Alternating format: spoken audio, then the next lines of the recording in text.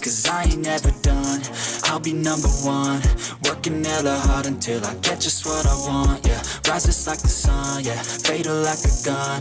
Shooters gonna shoot and I'm gonna shoot until I fall, yeah. Always do it on my own, so I gotta get through it. And the only thing I know is to love what I'm doing. Never give up, never slow, till I finally prove it. Never listen to the no's, I just wanna keep moving. Yeah, I put out all this art, it's my only medicine, yeah. Everything I do, I'm just being genuine, yeah. I'm sick of being screwed, feel my own adrenaline, yeah. I do just what I do, and I hope you let me in, yeah.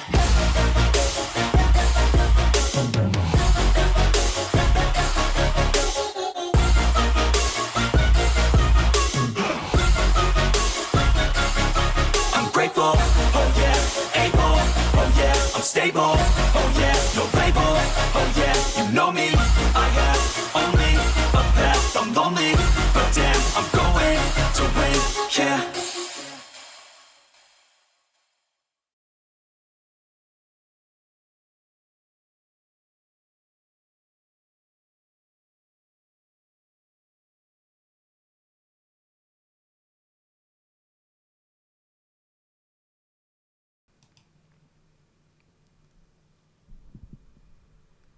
Good evening, everyone.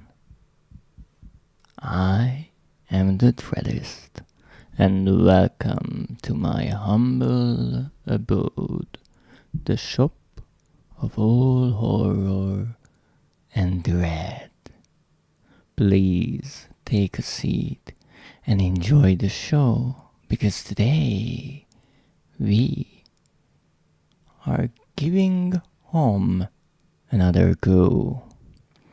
Now, last time when I played this rather curious game, I said yes to everything. I picked up every item, I opened every door, and I left my fingerprints on everything. And somehow, at the end of the game, the character walked away free, in blissful innocence. I mean, ignorance. Now today I want to try something else. I will say no to everything. Meaning, I will only pick up items that are necessary. I will only open doors that are required to progress further in the story. And if I am asked, I will deny everything. Suspicious? No, not at all. I don't even know what you are talking about. No, I definitely did not see a murder happen. No, that body was here, like that, when I got here. No, definitely no. No, whatever the question is, no. Okay, the question might be important. But that is my game plan for today. Because you see, in this lovely game, I only managed to get 42% of the trophies, which is not that great. Oh, look at the evil smile. I do like that. Now, interestingly enough, the 42% is slightly misleading, you see. Because if I look at my trophy statistics right now in this game, I have 7 out of the 12 trophies, so a little over half. And 42%, even in the best light, is a little bit shy of half. Now that is because the PlayStation system takes into account the rarity or to be more accurate, the type of the trophies. Meaning, there must be at least one gold trophy that I'm missing, since gold trophies are worth more. Now, if I'm not mistaken, the ratio between the trophies are as follow. So, 1 silver is worth 2 bronze trophies, 1 gold is worth 3 silver trophies or 6 bronze trophies, and the platinum, I do believe, is worth 20 bronze trophies. However, interestingly, maybe because it would be quite a hefty chunk of the overall percentage of a game, the platinum is not counted as such a big part of the overall trophy completion percentage, only when it comes to our points. So here you can see that I am level 331, and you can level up your PlayStation account profile level by collecting trophies. Now, this is one of those bragging rights kind of things, because it has absolutely no meaning whatsoever. You don't get anything for leveling up your account, but it's one way to keep track of your progression. So let's start up home and see what we can do. Now, as I mentioned in my first stream with this game, the thing is, this game is slightly buggy. Slightly. Well, a bit more than slightly. And so there is a chance that we will not get all of the trophies we should. I mean, there is actually a chance that we already missed a trophy in a way, because this being a rather rare thing overall, this game somehow is so broken in certain ways that you can play through the game and not get story related trophies, which would be normally unmissable. But I think something went wrong during the porting of the game. I'm not sure, because I heard that this game was also released on PlayStation Vita, and there it worked. So it might be something with the PlayStation 4 system. I'm really not sure. But we'll see. Yes, all that. We don't worry about that.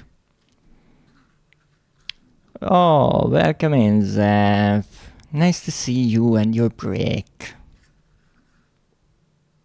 Zev, there are no more windows. Yes, I keep telling them, but they don't listen. You don't need to break them. I mean, at this point, I'm envisioning Zev bringing their own windows to break, because I'm out of windows. Literally, I have no more windows left. So, yeah. I'm going through the screen then. No, you are not. All I remembered at that point was finding myself alone. But that's pretty much every day in my life. Oh my head. Where was I? It was so dark. And so I decided to open my eyes. That mostly helps. That reminds me of a game. Does it? That does it?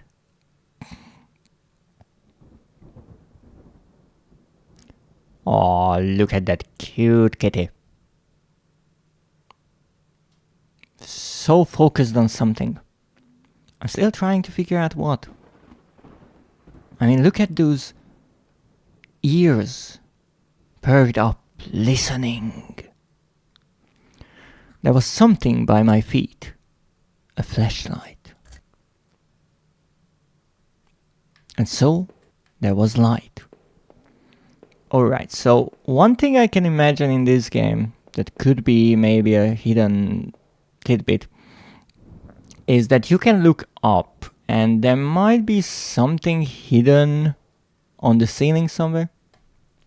She's staring nowhere though. Maybe she's staring at something you can see. Ah, congratulations on your 5-stream streak. I greatly appreciate the support. That house. Where was I? Well, you must have had a crazy night if you wake up in someone else's house. As I said, I will say no to everything. However, I will try to examine most things that I find, because this game has a habit of asking you whether or not you actually want to pick up an item that you looked at. I don't think that's an option with a dead body, but we'll see. There was a body lying on the floor. Who was it? Don't know, don't care. Oh, right. Oh, kitty! Kitty! Poor kitty got scared. Now, I think we have to examine everything twice, because this game has a habit of giving two different lines of text and then just repeating the second one. I didn't recognize his face. He was still kind of warm. I'm smelling something.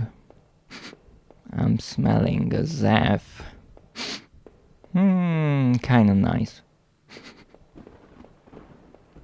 I looked at that, or did I? Didn't I?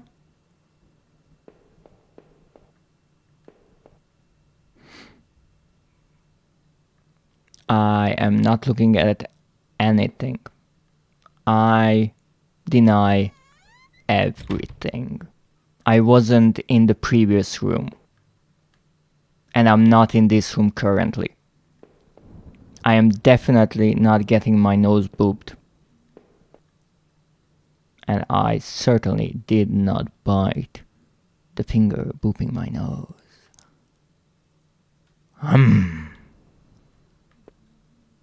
Blood on the wall. It smelled fresh and sickening. You don't want your nose booped? Then why can't we boop it? You know, you can do certain things that others might not like, right? I booped the nose. Or did I? Well, did you? Only you know. Because this game is that kind of game where not even the creator knows what the heck is happening. I realized there was blood on my shoes and pants.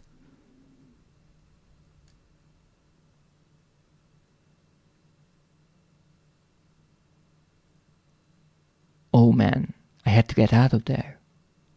And magically, my pants became clean. They start to tolerate it or turn crazy. I'm mad already.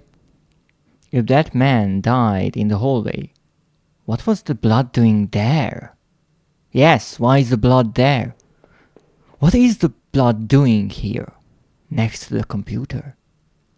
The desk had a computer and some papers on it, and a single drawer. I didn't want to snoop, but did I open the drawer? No.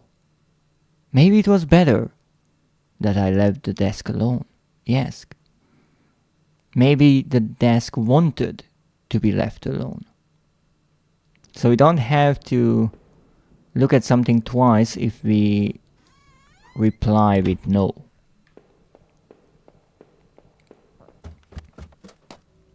I noticed that I limped as I moved down the stairs. Not where I would store my blood, but who am I to judge?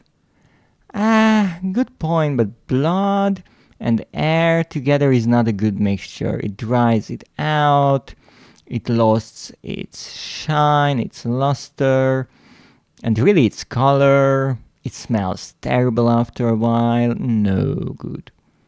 How did I hurt my leg? I wondered. All I could really recall was coming home, seeing Rachel. I was upset. She looked afraid. I shook my head and tried to clear it, because that's how you do it. You just shake the thoughts out of your head. I knew I should head downstairs, try to find a way out. Maybe some people like that way. Yeah. Everyone has their own preferences, right?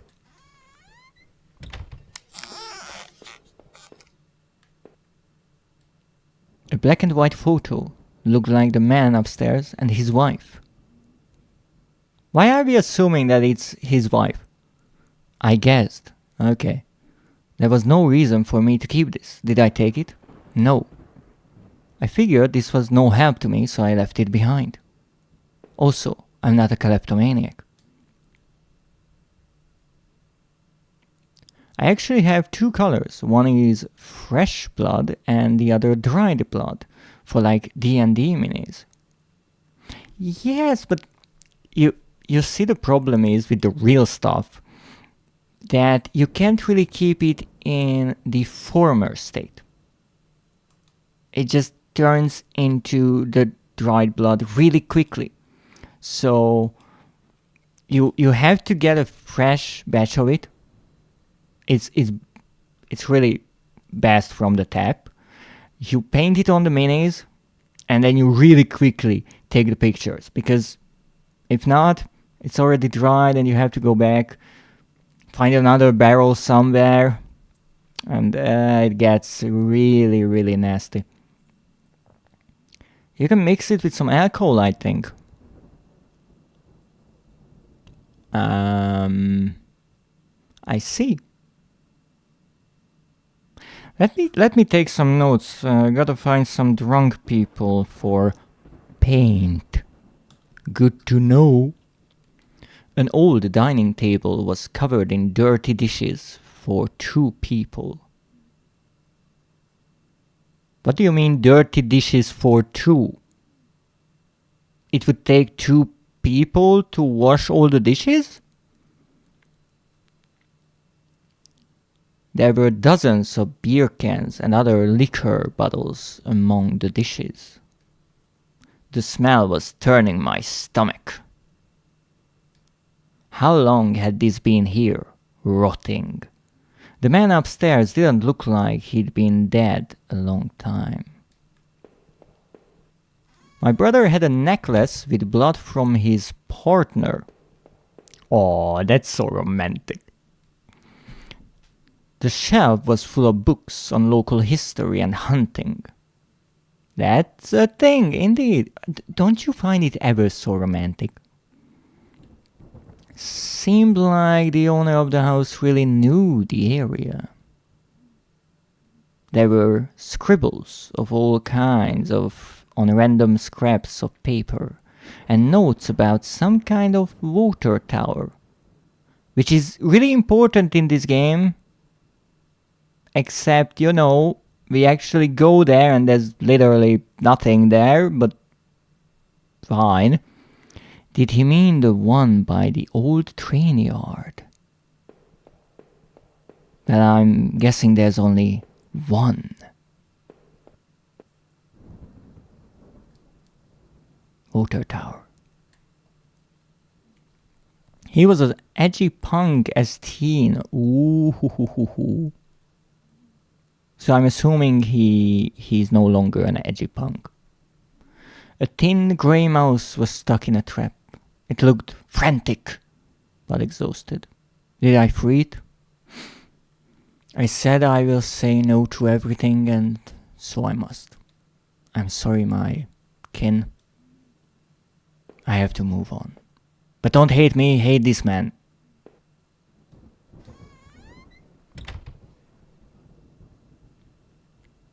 I still don't know why the lamps look like this, but it's weird.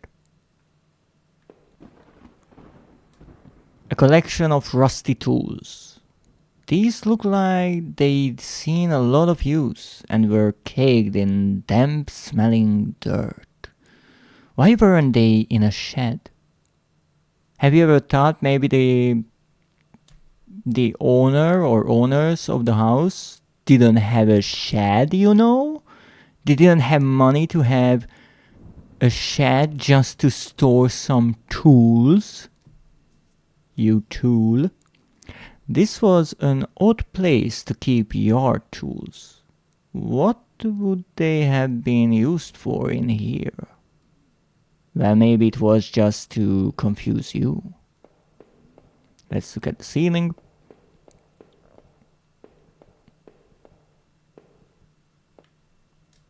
I found a picture of a couple.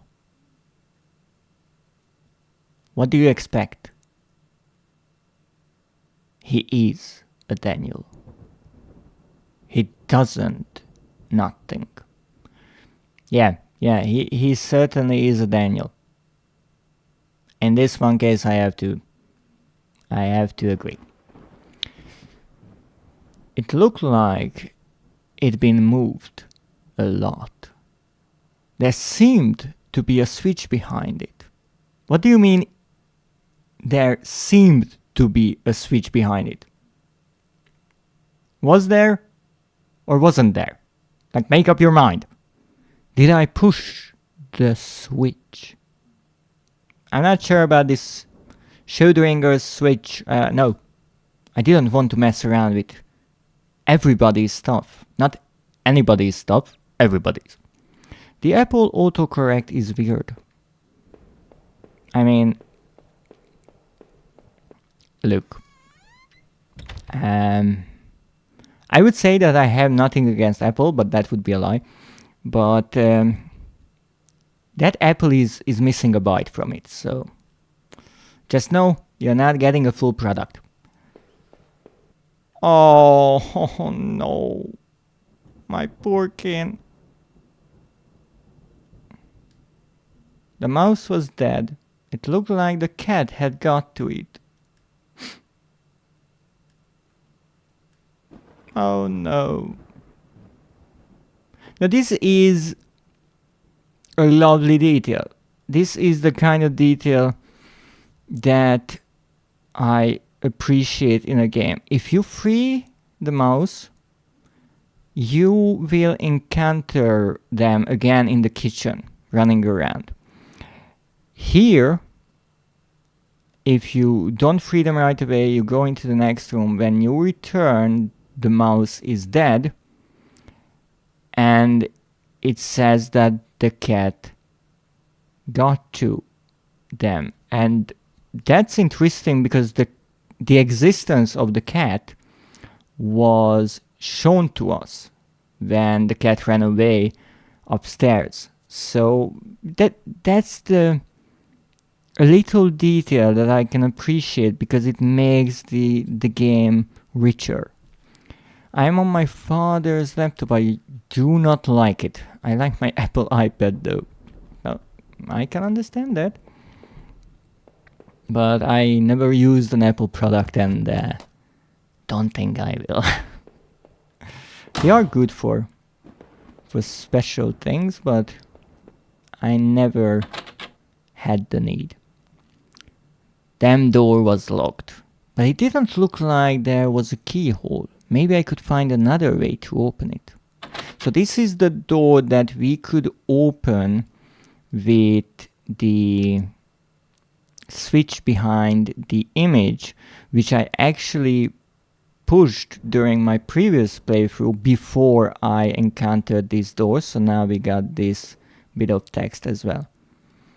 The iPads are actually pretty good. Other stuff, not so much in my opinion. That's good because Apple, let me think, manufactures the iPads, the tablets, the iPhones, the smartphones, the iMacs, the computers, and a wide range of accessories. The door was taped up and seemed to be stuck. By the smell, I guessed it led to the kitchen. I possibly couldn't rip off the tape, so... Actually, when I first saw this, I kind of thought right away that the door is boarded up, but no, I look at it. There is one tape that is curved, so obviously that wouldn't be the case with wooden planks. Alright, let's see what else we have. I looked like hell. My clothes were dirty and torn, and there was mud caked all over my shoes.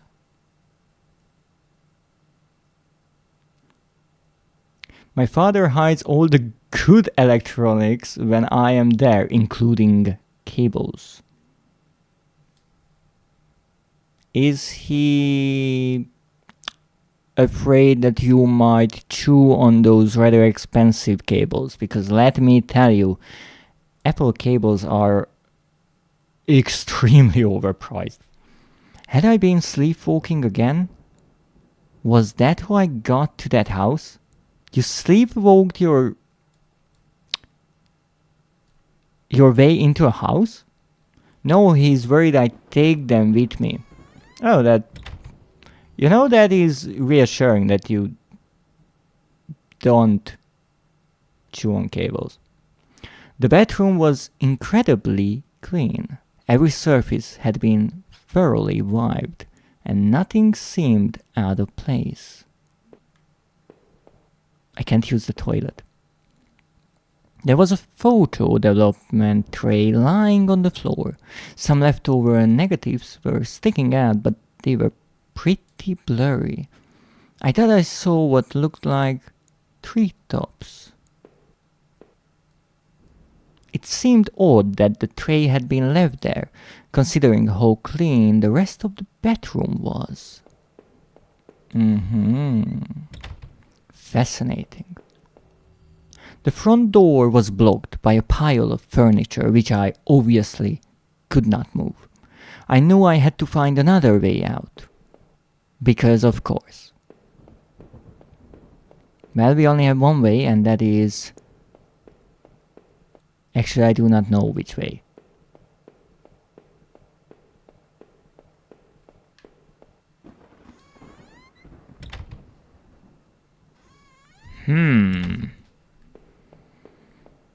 I have to go to the basement.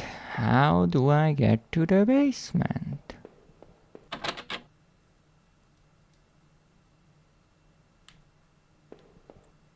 Oh. Who moved the tape? I sure didn't. There were sheets of paper all over the kitchen table. It looked like a series of names were written down, but they were too smudged to read. I could only make out a few of the notes. Keycard, locker, last one, I promise. It didn't make much sense at the time, or later on. Though this might be talking about the factory, because there I think in one of the lockers we find a key card. The smell of old dishes and moldy food was dizzying. Ooh. I almost hear cold from Louisiana. Alright, well I guess we have to activate the switch.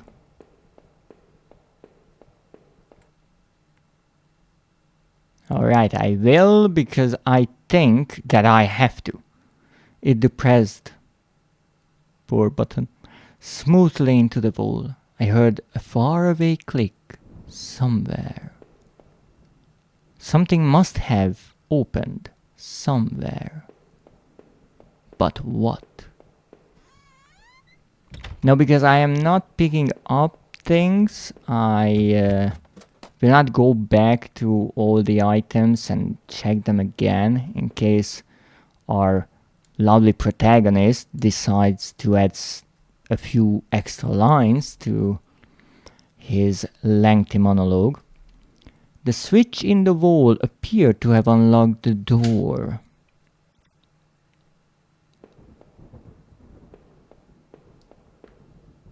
Is that a lamp?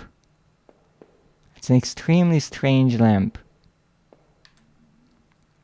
The box looked heavy, but there were marks on the floor. It had obviously been moved before. Maybe I had found a way out? I must have moved it, right? No. I left it alone, but I couldn't think of another option. So why do I have the option if there's no choice? The illusion of choice, that is. Yes, I heaved the box forward, and it finally gave. There was a ladder going underground, where the box was. A dank smell arose from the passage. Did I climb down the ladder? No, absolutely no. I wasn't quite ready to leave yet.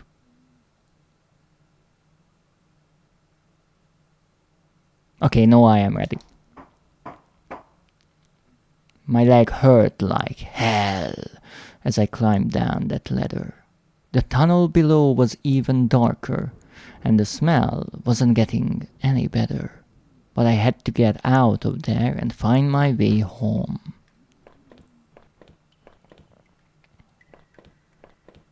Alright. Let's see. Footprints in the dirt. Look like more than one. You mean like 2 footprints? Most people have 2 legs and, 2 feet, like, just saying. Oh, you mean one kind? Oh, maybe they mismatched their shoes. And a lot of traffic. Places all over were marked on the old map of town. Oh, welcome in, schmoozer. The industrial area near the river, various houses, and even the water tower, which was also freaking important, near the old rail station. The guy upstairs must have done this, right? But what was his interest in the water tower? I don't know, there must be something with that freaking tower. Hopefully a trophy. Some of the markings matched the scribbles I saw on the bookshelf upstairs.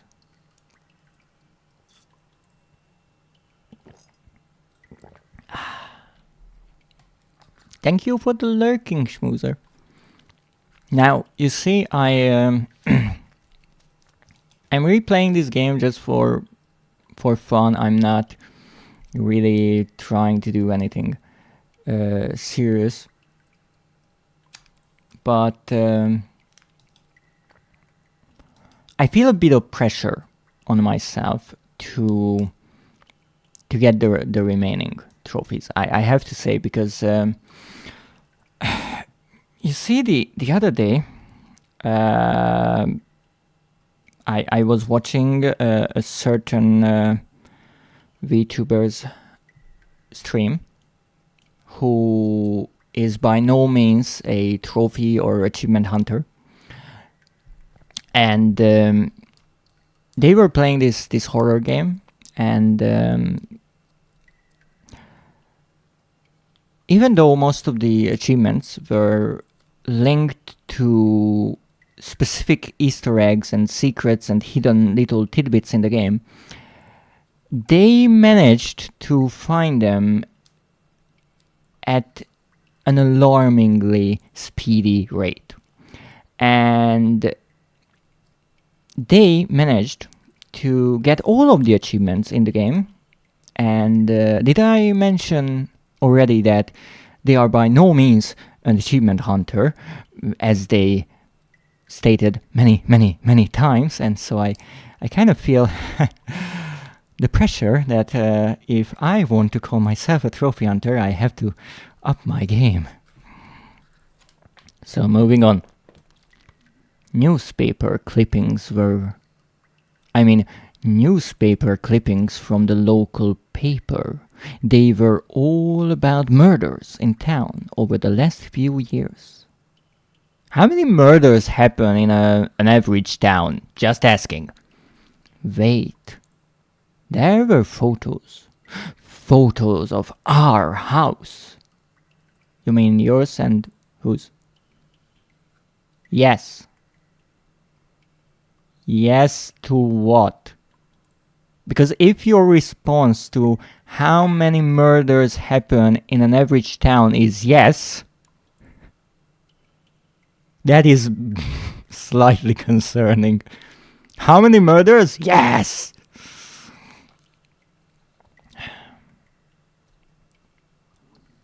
You see, Uriate is not at all a murderous VTuber. He is a say-so VTuber, as he says it ever so often. But if he has to murder someone to reach 100% completion in a game, then that is not really murder. That is just a challenge, right? That's just something he has to do. Like in UFO 50. He murdered so many kinds of things. My poor kin as well. I'm say-so, and I'm not murderous. But murders happen, you know? Yes, they kind of just happen. They fall out of the sky, sometimes. What the hell was that about? Maybe I should have looked around more. Tried to find some kind of information. Oh, Rachel, please be okay. If you don't know, Rachel is our partner, girlfriend. I don't think the game ever mentions that she would be our wife, so someone important. I wanted to rush home, but I had to find a way out first, and I needed to see what else was down there. A work table, covered in papers, dirt, and a handgun. I hated guns. You know, I preferred knives. That is much more close and personal. I didn't take it, did I? No, of course I didn't. I didn't even want to touch the thing. Better I left it right where it was. And so I did. It was so dark down there. Lucky that I had a flashlight, and the air smelled stale and putrid. I couldn't believe what I saw. What was this place? The desk, what the heck? The desk looked old and was caked in grime. Ooh, cake. On it was a stack of old, faded paper, covered with what looked like names. They were scratched out, and illegible notes were written beside them in faded blue ink. Well, you would find such notes all around my shop as well, because when I have an idea, I note it down, and sometimes even I can't read what I wrote down the next day. I could only make out a few letters. He, Eve, A, Ha, L, R, F, O, Ro. None of it made any sense to me. Nothing about Rachel or me was written there. Maybe I needed to keep looking. Because I could not accept that I was left out of the fun. What are these ropes? They appear later on as well. There looked to be bones half dug into the ground. And the remains looked old. Who put them here? I wondered what would I have found if I had dug deeper. But that was it. I just wondered. I didn't do a darn thing. Interestingly, in a previous playthrough, when I looked at the photo of the old man and his quote-unquote wife, assumed wife, then he says that these bones are probably the wives. So certainly things change. Some kind of homemade wreck, slung together with poorly cut wood and rope. It was caked in old blood. Somebody didn't actually use that, did they?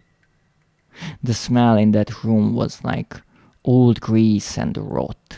I wasn't getting any closer to finding anything useful. What do you mean useful? That rack looks extremely useful.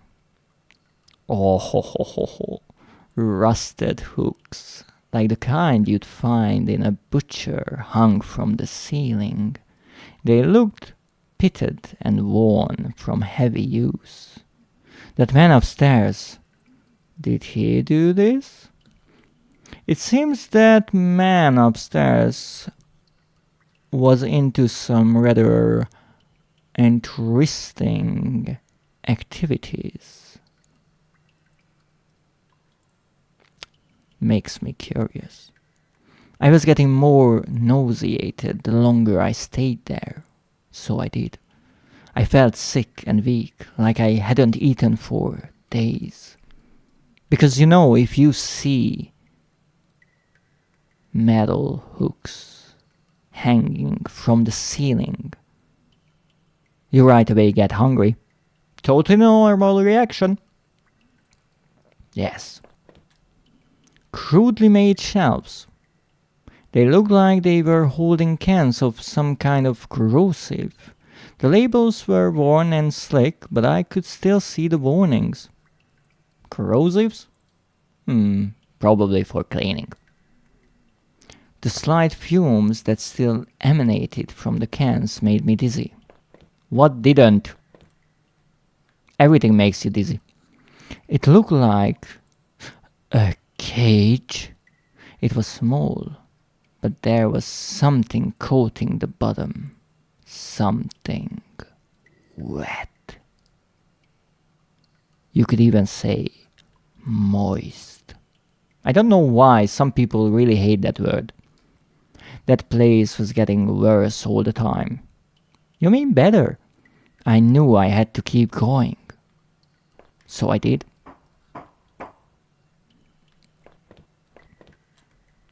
Some kind of old boxes. They looked like they were years old. Wait a minute! These boxes had old clothes in them. Clothes I remembered throwing out after Rachel and I moved to town. What the hell were they doing there? If you throw something out, you can't really be upset that someone else takes them. One man's trash is another one's treasure. And as I once posted on Blue Sky, that really is true. If I was scared before, I was terrified now. Why were there photos of our house there? And these clothes? Was that why I was there? I checked my back pocket and recognized my wallet was missing. Did I come to that house, or did somebody bring me? If I was scared before, I was terrified now.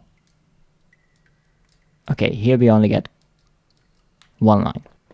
Good to know. No, I think there are bats above us. So I will try to see what happens if I don't look up. Will I still scare them? I don't want to scare them. I don't think there is an option not to do that. Oh, maybe there is.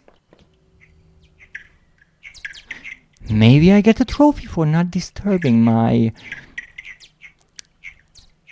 avian kin. Can I say avian? Because they are flying, but they are not birds. I have to find a good name for bats. I remember noticing the broken ladder. I had to be careful. Maybe I get the trophy when I descend the ladder. What was that? Did you hear someone whispering? Is the game talking to me? It's a good thing that this is not one of those games that crash out on you just to get underneath your skin. Okay, what's that? There was a rope hanging there. I wasn't sure how sturdy it was.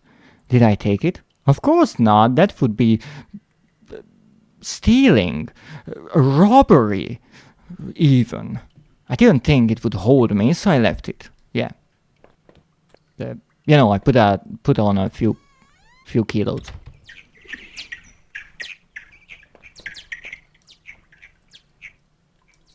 I don't remember if I jumped down there or found another way. It looked to be a long way. Did I jump down?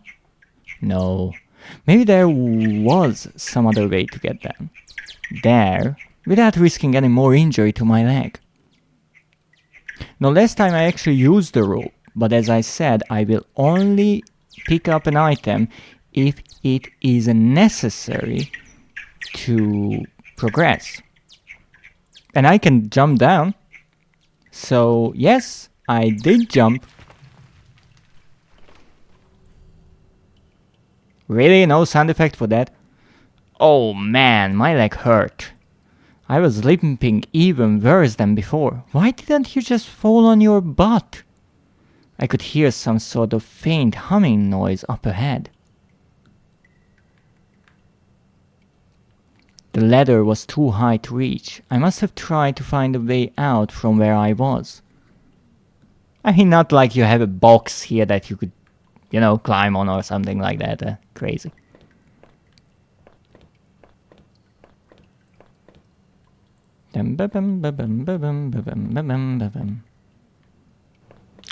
Candles in the walls. Love it. Really nice aesthetics. I don't know what it is with candles, but they just really set the mood, Just be careful if you want to pour them. You need special candles so they are not too hot. A bunch of old newspapers, wheat pasted together. A message had been hastily smeared on it. Keep out. Danger due to cave-ins. Interesting. What does wheat pasted mean? I do not know.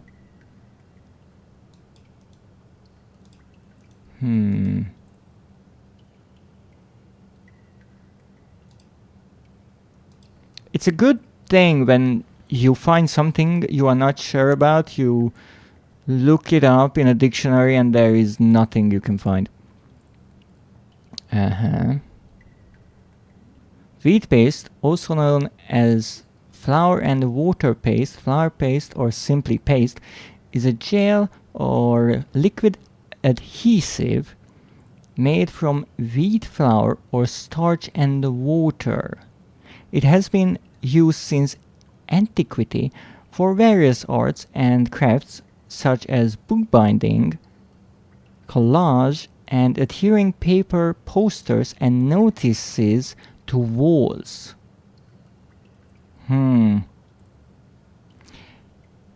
That's interesting because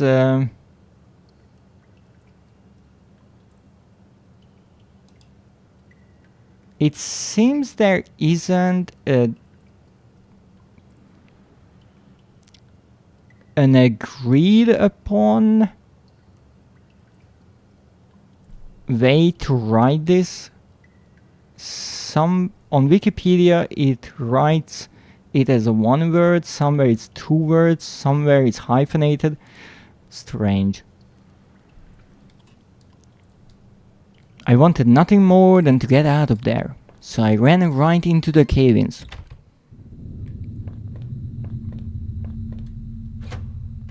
This was a lovely room.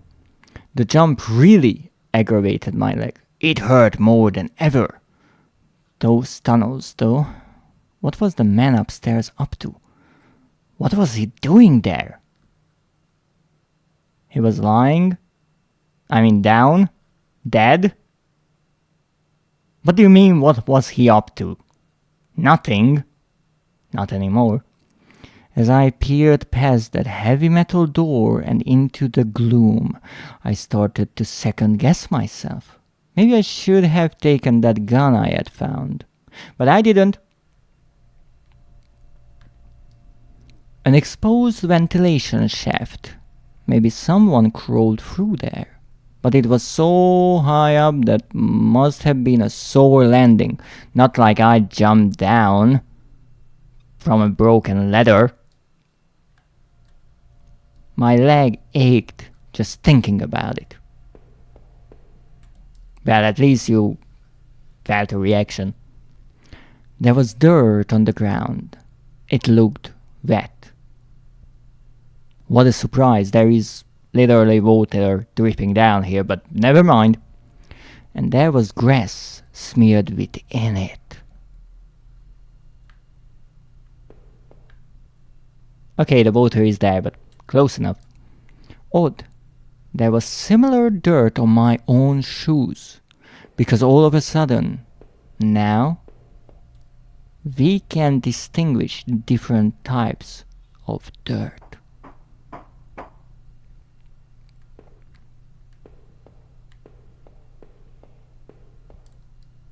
Disgusting. It was a mess of filthy garbage bags. There were rips and tears in most of the bags. Really? What looked like an old videotape was sticking out. Did I take the tape? Of course not.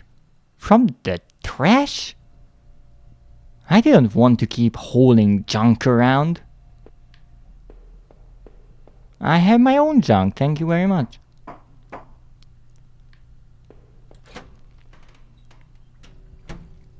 I could hear a faint trickling sound, like water.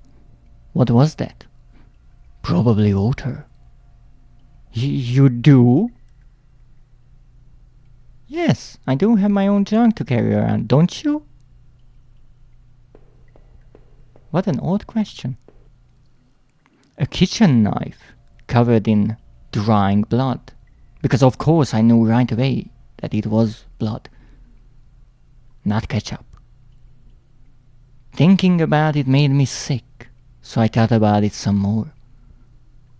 I didn't even want to touch it.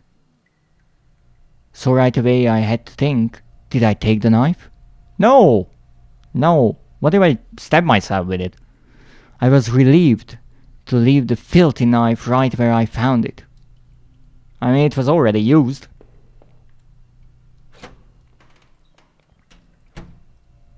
I'm not picking up used product, okay? There was a rusty ladder sunk into the water, which smelled disgusting. I knew I couldn't climb down that. No, I will not explain why. Maybe I could find a way to drain the putrid water. Okay, apparently we are doing that.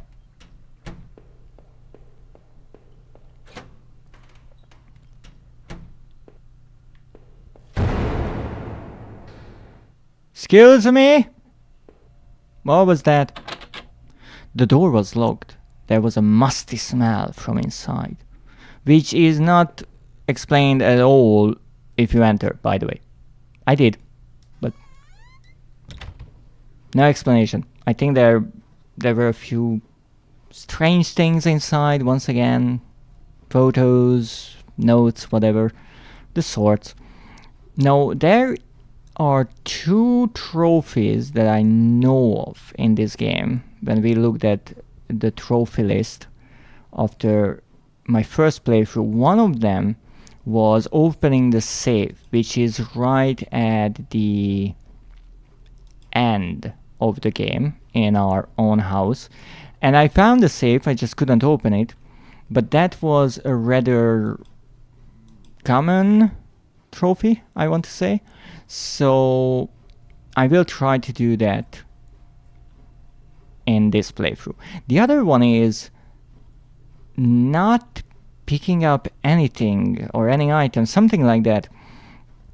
And as I said, in this playthrough I will specifically say no to everyone and every question. But that makes me wonder, can you really play through this game without picking anything up? Because I would assume you have to pick some items up to, you know, get through certain puzzles. But so far, I really did not need to pick anything up, so we'll see. I thought I could turn this water valve to shut off its flow. Did I turn it? No. I left the valve alone. Okay, no, we really have to do that. Look like I turned off the water flow in this valve. Haha, take that, Steam.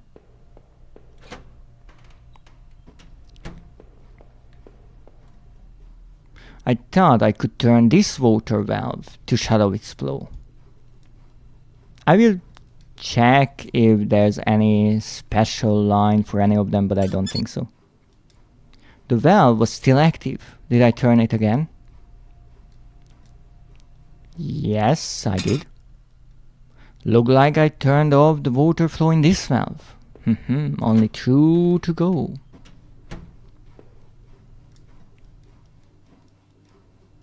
Why do I think there's absolutely nothing special about any of these? The valve was still active. Well, let's try again. The valve was still active. Wow. Now it's done. Okay. I just say no to everything at first. And that's it. All 4 of them shut off. Now we just have to return. Oh, there's a pipe. Nothing I can do with it though. I have to return to the exit. Now the door that is locked will remain locked for this playthrough, because we don't need to do anything with that. Because you see, I think that door is opened with a key that we can find right here. Look like the water drained out of that grate in the wall. There was a small metal key left floating in the shallow pool of rancid water. Did I take it? No. I didn't feel like getting my hands soaked in that grimy water. So, with that, the key remains there and the door remains closed. Now, let's see what we can do around here. Nothing here.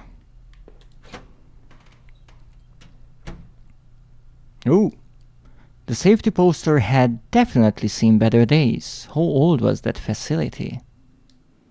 The faded paper was yellow and dusty, but there it had obviously been wiped off recently. The door was locked. I could see a faint light within. I think that is the room leading to the security room. or the door that leads there. And that is where we can watch the tape we find in the trash bags. Not that we picked it up this time around.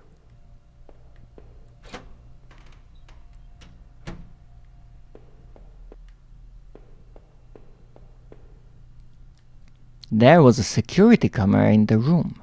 There must have been a way to see what happened. I couldn't help but wonder if someone was watching me from the other side. I found another dead body. You know. 2 dead bodies in the same day? Nothing new. A sewer worker. Ooh, that's a rare one. I love that he talks about dead bodies like Pokemon. It's like, oh, I came across a rare one. I'm so excited, maybe I will even find a shiny. He was a mess, but he looked like he'd been stabbed.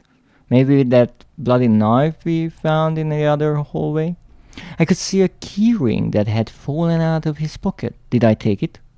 That opens the security room. But no, I didn't want to get any closer to the dead man. I left the keys where they were. So I think this is actually the person who is tagged on the recording that we can watch by playing that tape we find in the garbage. Even though it's interesting because the character always says that 2 people attacked this man, and it's never really said that he was murdered or he was killed or anything like that. At least I don't really think it was, but you know, being attacked and being murdered is almost the same thing, if you don't think about it. I could smell a hint of fresh air here. I was anxious to leave, but worried that I had missed something. Stop trying to give me hints that I missed something. I obviously missed something in the previous playthrough as well. This must have been the other end of that ventilation shaft. Whoever used it could have gotten past that flooded room with this, and I could have done the same if the player character wasn't such a freaking whiny... Sorry. Clever, but why go through all that trouble? I mean, all the trouble. That maybe because they didn't want to go around, shut off all the valves, drain the water, just to get past. I wondered what was in that locked room I passed. Should I have gone back to check? No. I gingerly climbed the ladder, my leg protesting with each step of the way. Suddenly, the awful smell of that sewer gave way to the dank scent of pine trees. So I guess I could go back. The lid had fallen on the entrance there, and it was shut. So wait a bloody moment here. Wait a moment here, because here's the thing. I always appreciate when a game gives you the opportunity to backtrack, to gather things that you might have missed. And if the game gives you a subtle or maybe not so subtle hint that, hey, you kind of missed something, alright, be it. But what is this bullshit here? You click on the ladder, right? The character starts ascending on said ladder. Fine. And then the character says, I wonder what might have been behind those doors that I left behind. Maybe I should go back. And then you are not given the option to go back at all. No, the character just continues going up, and if you then decide, oh, maybe really I should go back, you get this lovely line that, oopsie daisy, you can't go back anymore because the lid fallen and now it's stuck. Excuse me. He bends his knees a little too much. He's going to have joint issues. Yeah, that's also a good point. Now that you mention it, because I'm not sure. He has a really strange posture. His legs are always bent, as if he's squatting, but that's the way he walks as well, so rather strange.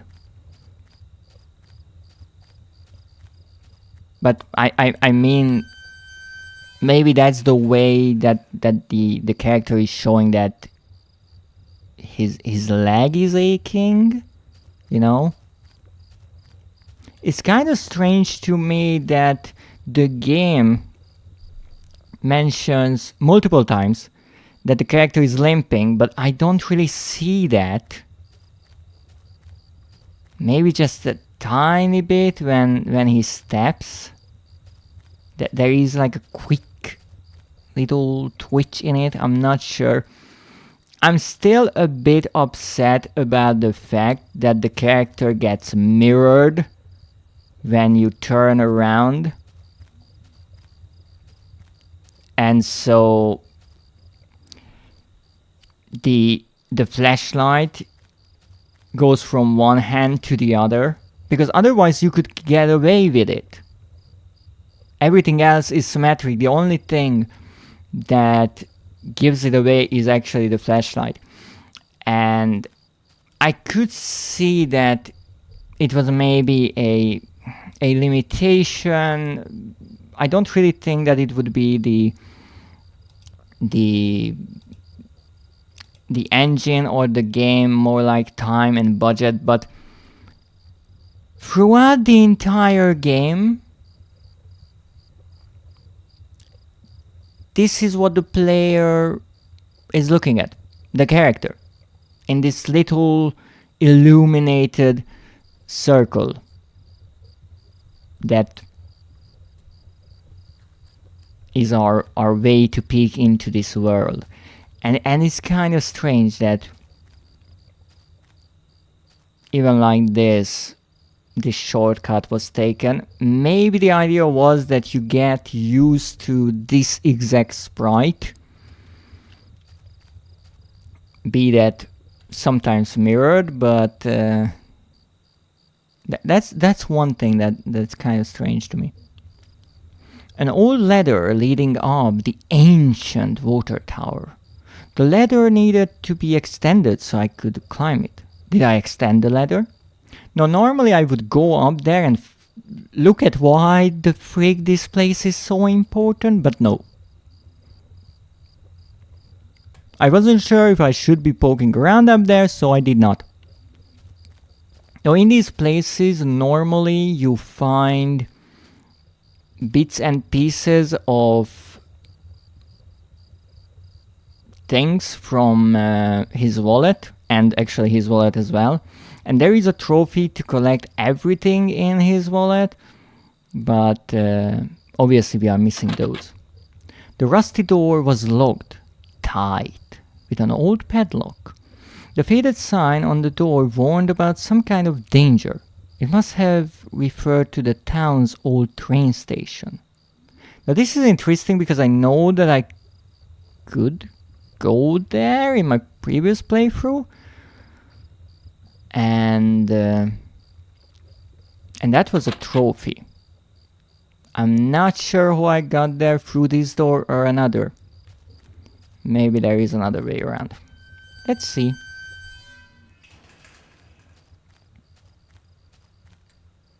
No, maybe not.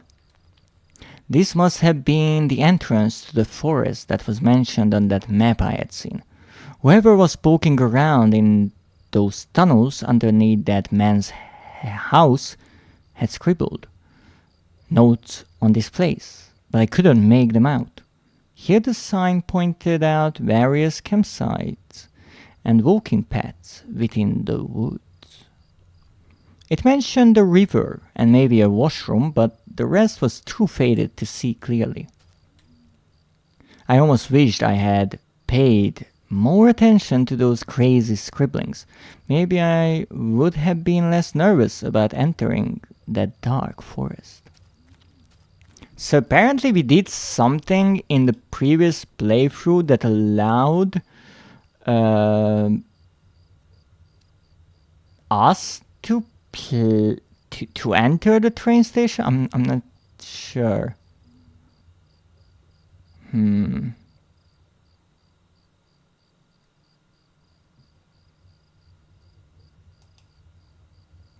Intriguing.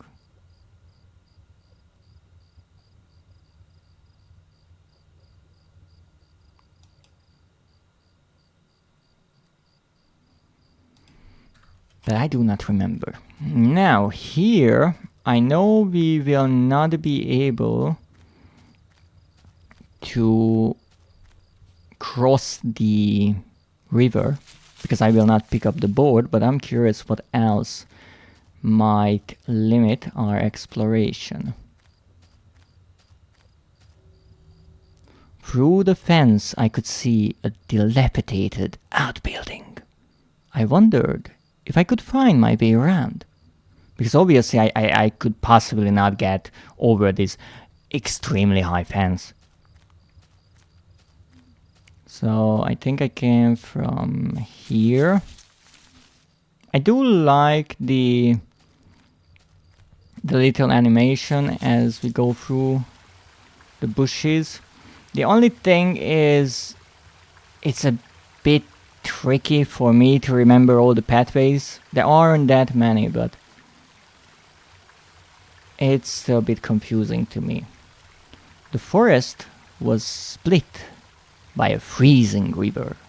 It looked like the bottom was all rocks. My leg throbbed with the pain of jumping down that broken ladder. It was too dangerous to try to make it across in this state. I had to turn back. Now this is interesting because in my previous playthrough I used a plank to cross this with a kind of makeshift bridge, let's call it. But here he specifically mentions jumping down the ladder. So what happens if we use the rope to descend, but do not pick up the board? Can we still cross the river? So the game works with the idea, or works based on the idea that you can make one crazy decision, so cross the icy river or jump down from the ladder, or if we come to this point, it will always make an excuse, maybe say, oh no, the sharp rocks, or the water is too cold and we have to get the board. It's a good question. Not something I can answer now. Though I have to ask myself. So I pressed the menu button because I wanted to see if I can save. And I got this. If I gave up now, I would remember what I had seen so far in that dark forest. Did I quit? No. That's interesting. That's really interesting. Even the in-game menu is incorporated into the story in a certain way. That's lovely. I really like that idea. Absolutely brilliant. The worn picnic table stood within a circle of trees, like an altar. It was covered in faint markings and carvings from who, I assumed, were previous campers and hikers. I read some of the names and notes on the table's surface. Rayton, Kumar, Uncle Phil, Henry, Daniel! Daniel was here. Now, it makes me wonder if the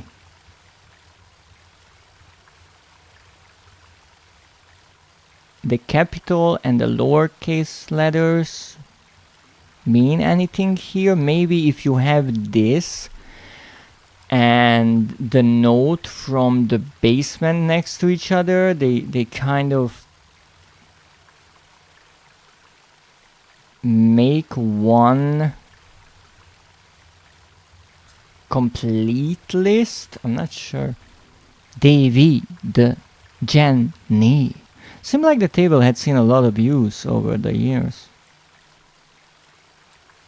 No, here, interestingly, if you have the knife, I'm assuming, you can carve your own initials into the table, or rather, your initial and Rachel's.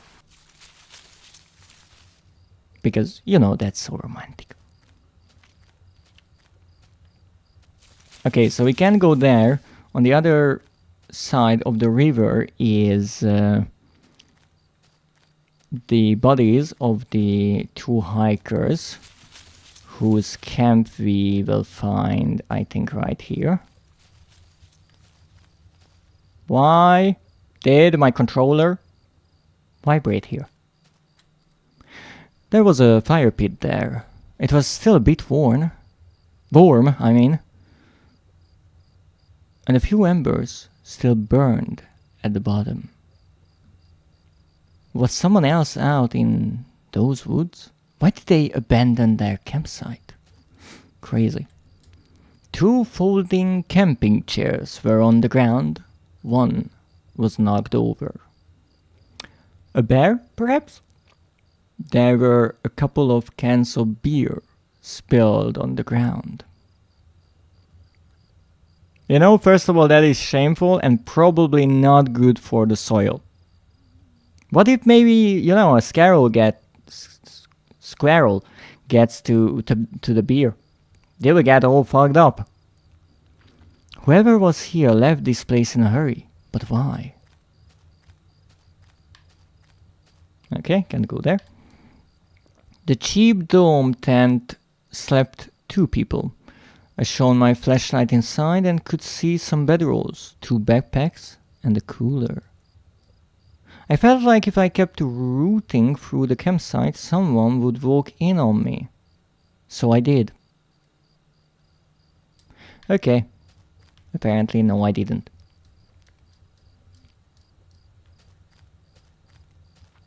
Also, why is it wrong that I'm looking through the campsite? Maybe I'm concerned for those campers there, right? That's totally normal. Where the heck am I? Where the heck am I? Oh. No, don't what? I can't read that. Don't. Oh. I have no clue. So this is the outhouse.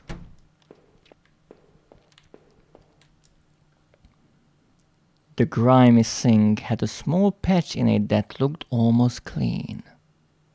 There wasn't much in the way of clean water there, but the sink did work. I love all of these completely pointless details. Wait, what am I feeling there? What am I seeing there? That is a finger with a carefully painted nail. Only one person would boop me with such a delicate finger. You righty! Stop running away! I have to go groceries. Oh. Well, then I hope your trip will go wonderfully and try not to get soaking wet in the rain, because pretty much every time you mentioned in the last few weeks that you have to go somewhere, you said it was raining. You know, that is a really, really nicely painted fingernail, now that I look at it.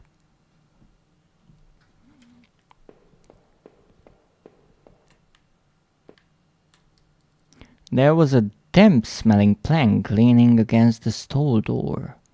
I might have been able to cross the river with it. Now that's interesting. The first time I got to the plank first and then went to the river.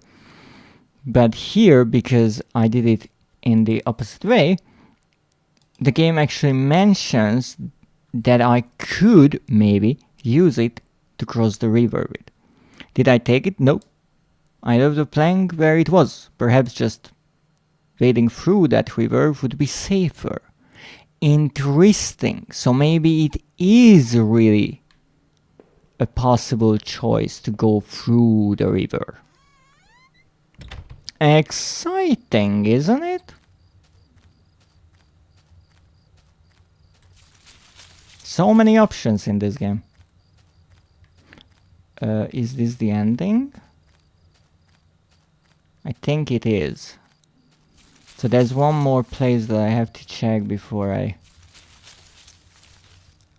go further, and that is this pathway.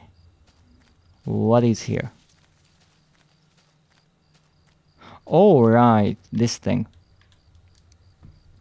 There were some personal effects shoved back into the rock. Wait, there was a notebook there too. Did I read it? No, it's probably someone's secret journal. I just wanted to get the hell out of those woods.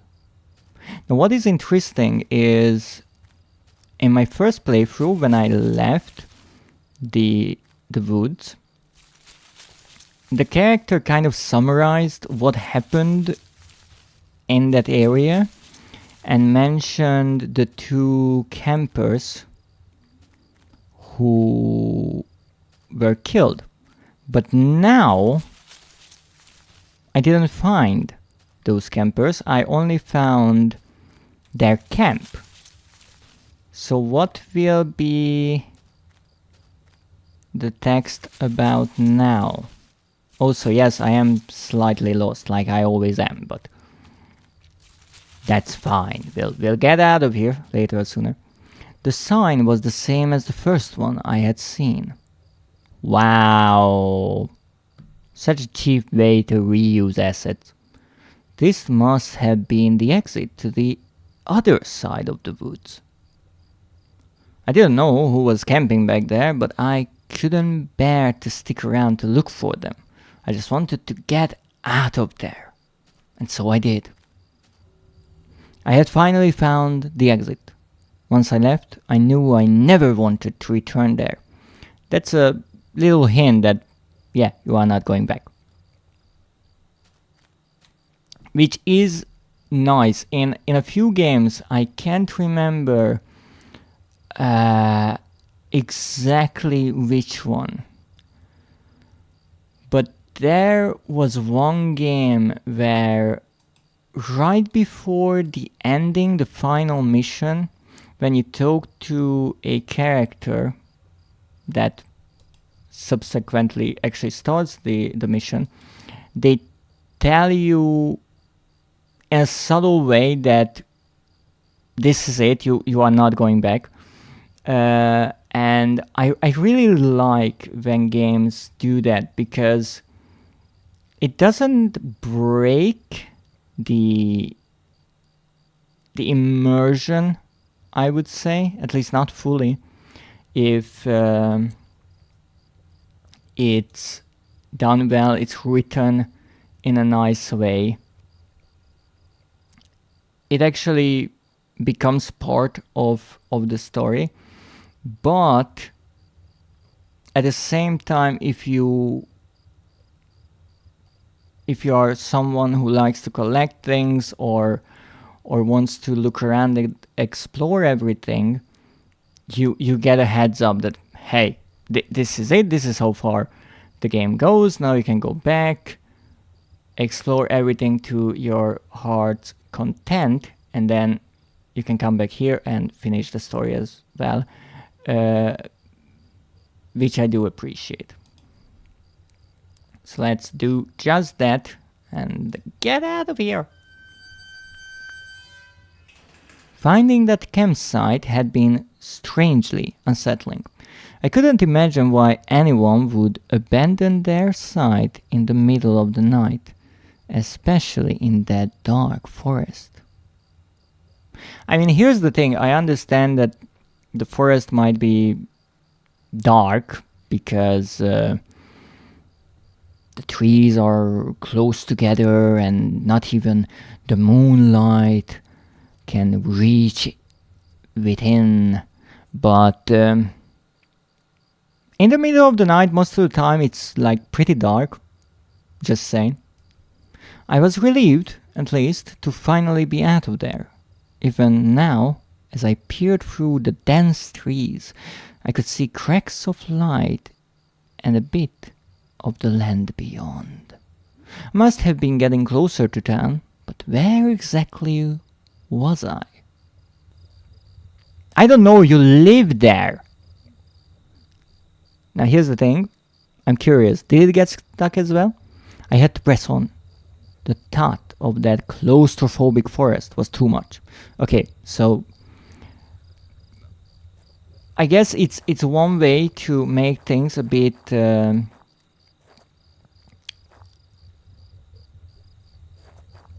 varying, let's say, or make them less obvious, is most of the times in a game, if you can do something or you can't go somewhere, the explanation is the door is stuck, it's locked, or it's locked from the other side, right? That's really important. Now, that can be a bit annoying after a while. Now, the other option you have is to blame it on the character, which is not necessarily a good idea, since after a while the character can be seen as whiny or always complaining about things. But here, when it comes to the sewers, the hatch got stuck with the forest, the character doesn't want to go back, so the writer is going back and forth, I'm guessing, between the two options. Now obviously you can make both of these methods work better by creating a scenario that is more realistic, or make the player agree with the character. So let's say there is a burning house, the character obviously doesn't want to go back. That's a reasonable choice. Or instead of saying that something got stuck or a door just got magically locked, you can have a tunnel cave in or something like that. even that after a point becomes annoying because the player starts expecting it to happen, like what will happen this time, because obviously something must happen. But if you play around with multiple options, it's less annoying. At least in my opinion, it is possible. There is nothing here. I want to look up, maybe find an owl or something, because I'm not finding any trophies. As I stepped through the gate, I suddenly recognized the auto parts factory where I had worked as a machinist for all those years. The plant had closed almost 3 years ago now. Times were better then. I thought I could hear a faint rustling behind me. Maybe it was just the wind. Or maybe it wasn't. Oh, those are buildings with windows.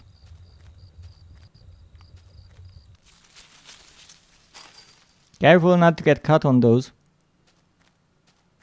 Dead body. Pallets. Ooh, what's that? Dug into the ground was a cracked old watch. It was mine. Oh, really? I think I did recover that last time around. I bought it on a trip out west with Rachel. I barely went a day without wearing it. But up until this point, I didn't even notice that I was missing it. I mean, I didn't even notice that my leg was hurting at first. Only that I was limping, which is... I don't know how that is even possible. It didn't look like it worked anymore, and it was heavy. Oh my goodness. Did I read that correctly? Let me read that again. It didn't look like it worked anymore, and it was heavy. A watch was heavy. What? What do you mean it was heavy? I understand that the game wants to give some kind of a reason why the player might not want to pick up this item, or even any reason to explain why it gives us the option to take it or not. But just saying it didn't work anymore is enough. Don't make up random things like the watch is heavy. How can a watch be heavy? And for the record, he said that he barely went without a day wearing it. So he was more than used to it. Goodness! What is happening here? Did I take back my watch? Well? Did I take back my watch? No, I did not. Just looking at the watch turned my stomach. I decided to leave it buried. I have no clue what is up with this man's stomach. Like, I understood with the blood or the moldy food or the dirt dishes, but just looking at the watch turned my stomach? Why? But okay, I decided to leave it buried. Fine. Now look at the dead person. That will probably not be as upsetting. Not another victim. That's like 3 for one day. That's too much. I took it from his uniform that he was a security guard there, just doing his job. And he was dead. His head had been severely beaten, and his face was covered with blood. Yes, that's not as surprising, you know, like, people are filled with blood. So people are like like a big balloon, and there's blood inside. So if you pop the balloon, it kind of comes out. The balloon was not the best thing to compare a person to. I have to find a better comparison. He looked like his head had been viciously beaten in with something. You just said it. I couldn't stand to look, so I was moving around while I was looking. Also, this is interesting because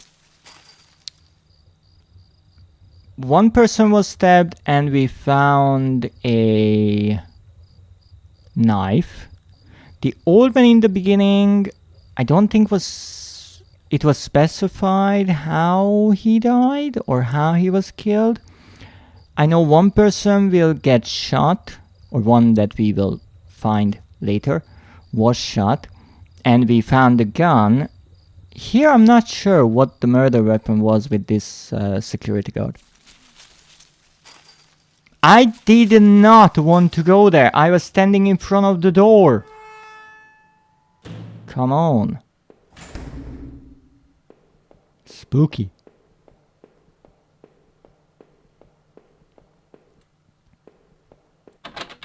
The door was locked tight. It seemed to be connected to the power box beside it. There was a large power box with 5 lights on it. Cables burst out of the box. Now that's one way to put it. I actually like how that is worded, even though it's much more action-packed than it might need to be. Snaking off to other parts of the factory. Ooh, the cables. The metal was starting to wear, and cobwebs had collected on the corners. The box wasn't receiving power. It didn't look like the power was on yet. Well, then I guess we have to do something about it. The door was locked, shut, and there was a little electronic box under the handle. A sign was pasted to the front that said, "Danger, closed for repairs." Now I'm not sure if I actually got into this room in my previous playthrough, because even though I think I activated all of the switches to this box, I did not go through this door. Instead, on the second floor, I found a hole and I jumped down to, I'm assuming, the door or the room on the other side of this door, and I couldn't come back. So we might be able to see another route now. One of the lockers hung open. Its contents were tossed around, like someone had been looking for something. Old work clothes had been picked through, and a few photos and notes had been ripped off the door and spread around. Okay, that's not at all important, but fine. No, there was that one part, let's not forget, in the house or in the basement underneath it, where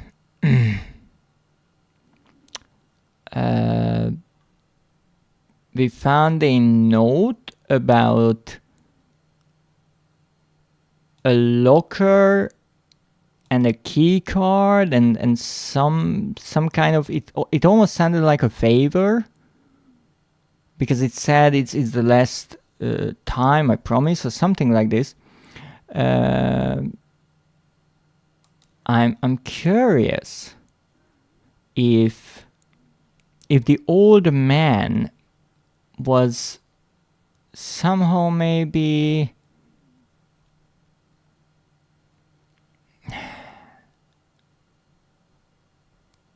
had to do something with the shop owner later on, because We find out that the shop owner came back here because he was working here, just like the main character. Every part of this plant smelled old and rotted. I noticed the old bulletin board on the wall. Great segue. Our old break table. The layer of dust and grime only made seeing this thing more. Looked like some beer bottles had been used on the table recently. I wondered, was that god using this as a break room of his own? I mean, it's much better than being outside in the cold. The board contained yellowed clippings of newspaper cartoons and notices. There were notes to and from the guys that worked here. One of them was to Norman, yeah, he is the shop owner, I think, who was one of the older guys on the line. Norman took over a general store after the factory closed. He, Rachel, and I would get lunch every now and then, and he was also having an affair with Rachel. But let's not get ahead of ourselves. Rachel liked him because he seemed more positive and for other reasons. Despite the setback, I don't think I could say the same about me.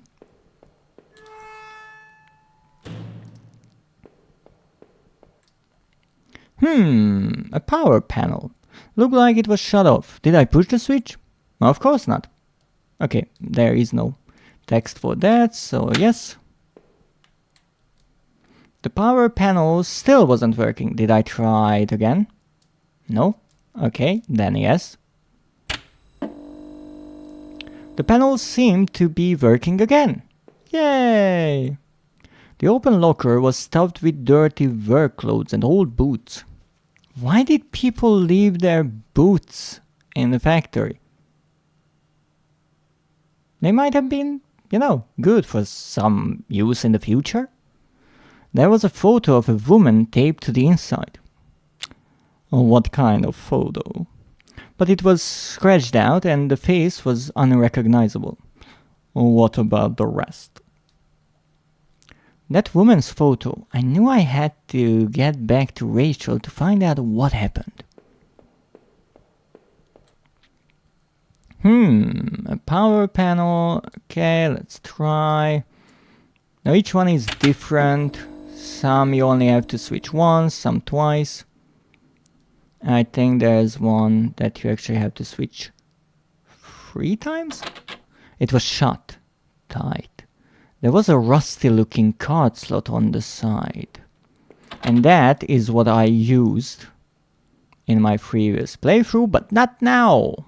Now we are not doing that.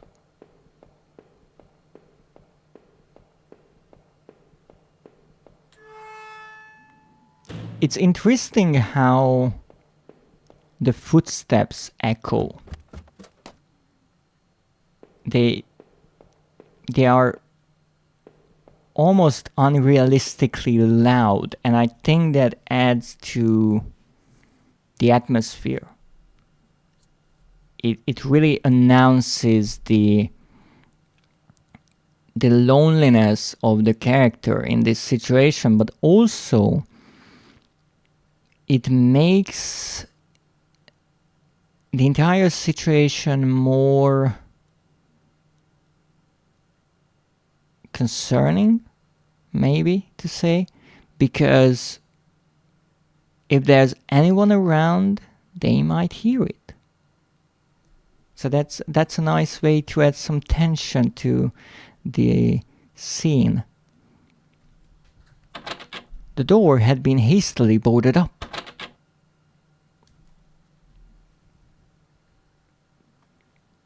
That is quite odd, but alright. Let's go. Next room. Oh, boxes. This was Norman's locker. The door was dented, like someone had punched it. If you can dent the door of a locker with one single punch, it's It's made from some really thin, cheap material. I don't remember him doing that when we worked here. My head ached, and I recalled the last time Norman, Rachel, and I all had lunch together. Rachel seemed so much more at ease when we all hung out.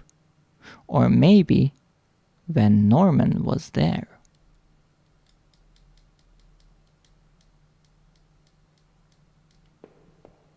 Yay, another panel! I love these panels. How many times do I have to push this one? Only once. Great, this one was working. A utility shelf crammed with mismatched tools and items. There was a claw hammer on the shelf. Did I take the hammer? No. This whole place reeked of disuse and disrepair. What was I going to do with a hammer here?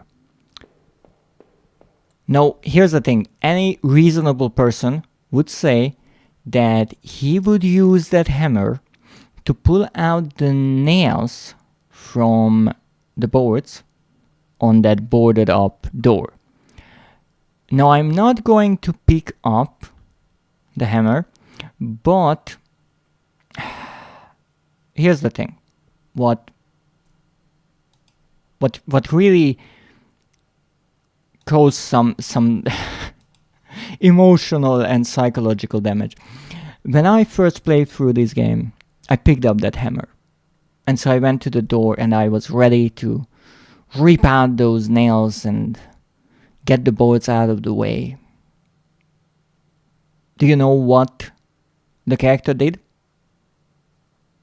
He smashed the boards with the hammer to get in. Not pulled out the nails, smashed the wooden boards with this simple hammer. Goodness. The locker was a complete mess. Hidden at the bottom, though, was a magnetic card. That's the one we can use on the door. Did I take the card? No! I left the card in the locker. Definitely, I wouldn't want to. Another panel that I hoped could help me get the power back on. Did I push the switch? I said no! Great, this one was working. What? I said no!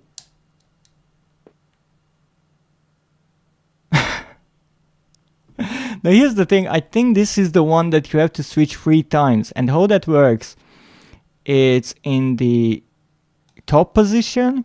You switch it once to the middle, then to the bottom, and then back to the top. But apparently, if you just say no, it stays on the top and it just activates itself. Because you looked at it, or something like that. I guess the idea how the game works is once you interact with it, if it is in the right position, it gets activated. And that means if you just look at it and thus interact with it, if you say no, then it stays in the right position.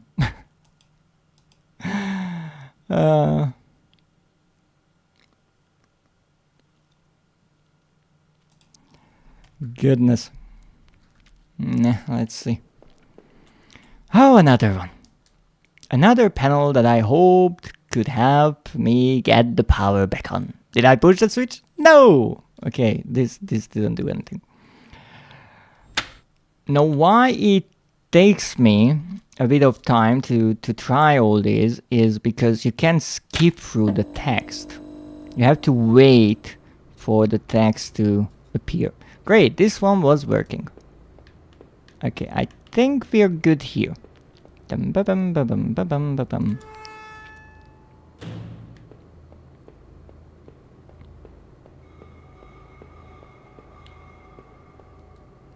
This one was working. Fun. So we have one more floor left. I think we already turned on 4. Or 5? Did we turn on all? Not sure. There's so many. Oh, here was one. Okay. And another one. So this was the door with the card reader for the magnetic card that we found. And this is a way to actually get around the locked door on the floor beneath us, which is interesting. It allows us to get around the puzzle. So, to make a comparison within the game, it's like using the vent to get around the flooded ladder, except we don't get the option to do that, but we get the option here to do this. Kind of interesting. But that's fine. Let me get myself a bit of tea, because I always forget to properly hydrate, and my tea always goes cold.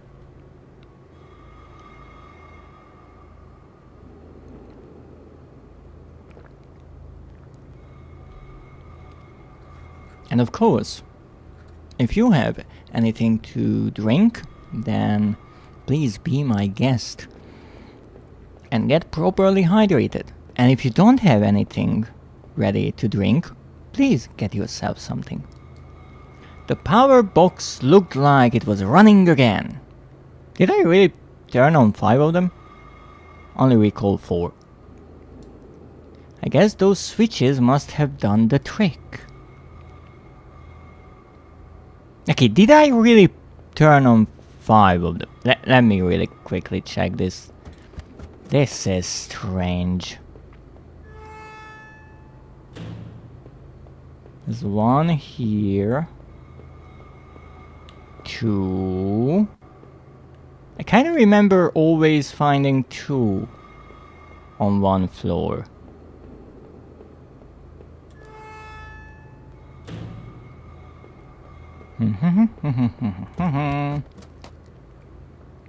This is the top floor. There should be 3 here. Okay, there's 1. Oh, and in the next room there are 2, right? That's 1, and that's... Oh, okay. That explains it. So indeed there were 2 next to each other, except there is an extra one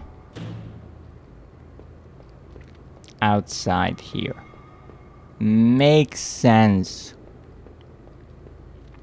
Yay. Nah. Let's get down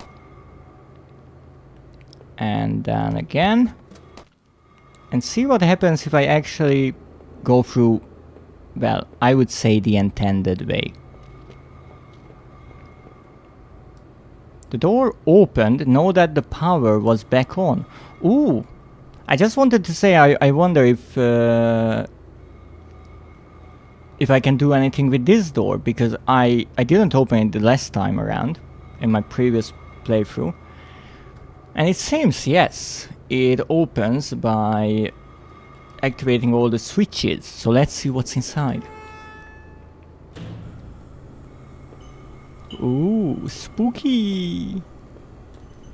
Another smudge of dirt, similar to the one I found in those sewers, was on the floor. Yeah, there's dirt around. Crazy. It didn't look like the footprints were mine, but they were probably too faint to tell. I love how everything is so ambiguous in this game. Alright, what else do we have here? Yes? I said yes. What's all this? Planks, tools, and broken up parts blocked any further passage. That factory was like a tomb now. It never got repaired and we never came back. Okay, so I'm assuming the same will be the case with this part. A large pile of building materials and debris blocked the way. The factory floor never did get the repairs it needed. We closed too soon for that to happen. Okay, so there's nothing here but a bit of dirt and this strange looking box. Machine, whatever it is. A rusted old regulator of some kind sat dusty and unused against the wall. Within the dust there were deep scratches like from some kind of tool or blade. That's it! I came here for this!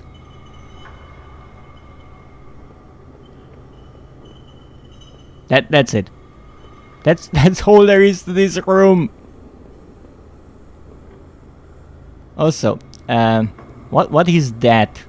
What is that corner on that pipe?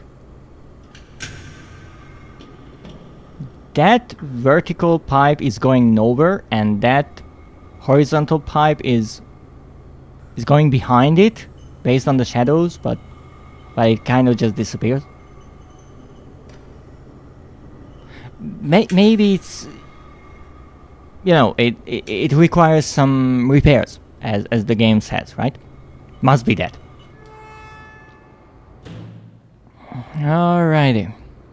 So this, I can't read the text that was written on it now, but I think it said that it was closed due to repairs. Well,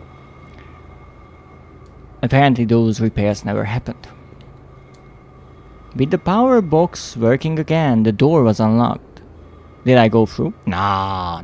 I decided to try another way instead. No. Yes, I did. I pushed the handle and stepped through the door, which magically closed behind me. What? The door had relocked itself. I couldn't get back through. So this is not where we fall down from. Okay, what are these? A rack of flashlights hung on the wall. One of them was missing. Oh, this is interesting. So this is the place where the flashlight came from that we are using right now. Rather intriguing. So now we know where the gun came from and the flashlight came from. I'm not sure about the knife. Wait a minute. They were exactly the same as the flashlight I was carrying. I turned my own over and looked at the bottom. Judging by the label, it definitely could have come from that rack. Now, in the case of the gun, we can return it to the gun rack. That will be later on in the store.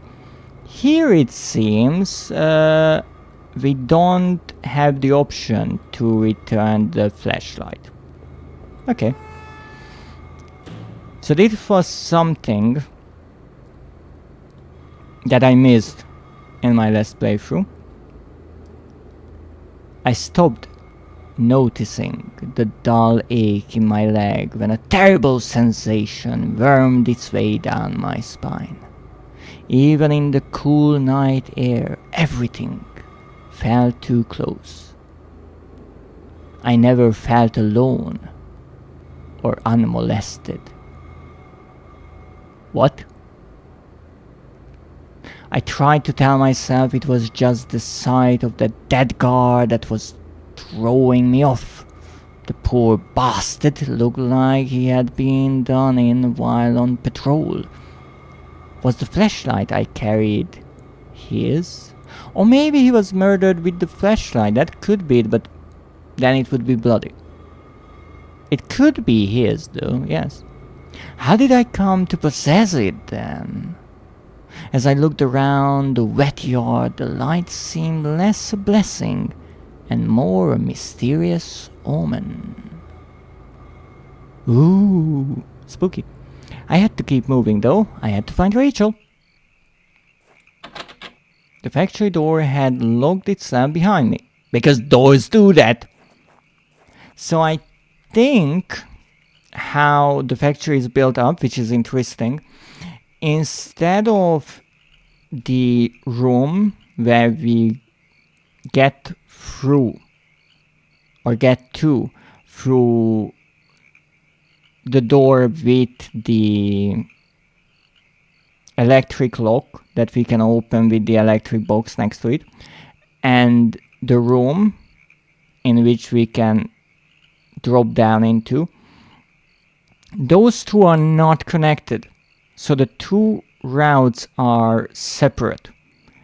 And so if you jump down, you don't have to do the puzzle. And you get into a room and then progress to out here and then onwards. If you do the puzzle, you get to see the wreck holding the flashlights. And I guess based on your decision, the character will realize that this flashlight is from here and it might have been this guard, and he will mention that in his summary. Otherwise he just moves on. And there's also obviously the room that you can unlock by solving the puzzle, where you find that machine and the dirt on the ground and all the barricaded ways with random parts. But I don't know how that adds anything to the tale. Now let's see what else we have here. Ooh, a car. A rusty old truck had careened off the road and into the guardrail. Its front was crushed and its windows had all smashed. Judging by the rust, it had been there a while. I don't remember this. I didn't recognize the vehicle. I hoped whoever had been in it had survived. I do not remember this from my previous playthrough, but my memory is not perfect. Then again, the game description says that the game itself changes in subtle ways based on what you do. Now I think one of the items from my wallet can be found in one of the garbage bins here. But maybe it's not there because they didn't find my wallet in the first place. Sounded like it was going to start raining again. Yeah, I can't even interact with these dumpsters. Interesting. So if you miss the wallet, maybe you can't find your ID, your driver's license, all those things. Wait, I don't think it was your ID, because I even mentioned that it's weird that he doesn't care about it. It's his driver's license and his credit card, I think. I had entered Norman's place. This was the back of the store that he ran. It was oddly quiet, except for the faint sound of a television. Also, why the heck was his back door open at this time of the day?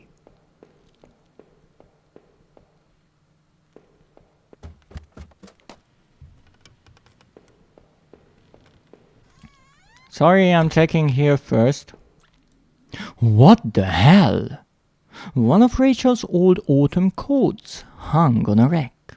That was Norman's bedroom, wasn't it? What was this doing there? A speck of something dark and wet stained one of the sleeves. Dark and wet. What could that be? So here is the gun rack. There was a well-maintained gun cabinet here in Norman's room. I didn't know much about guns, but it looked like he kept a few hunting rifles. I knew Norman hunted occasionally, but I didn't know him to be such a collector. So here, if you have the gun, then the character realizes that it actually fits here and it's probably missing, and you can return it, earning you a trophy. But we didn't pick it up, so we can do that now. However, so far I really did not pick anything up throughout this entire playthrough, which is quite surprising that it is possible. It kind of goes against the usual gamer mindset of let's pick up everything we can. Ooh, blood!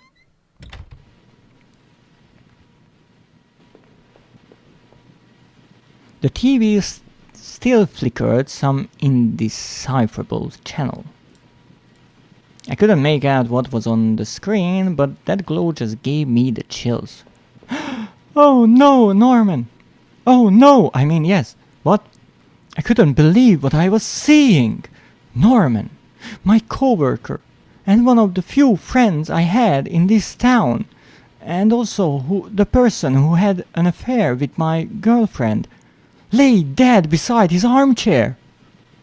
His face and shirt were covered in blood.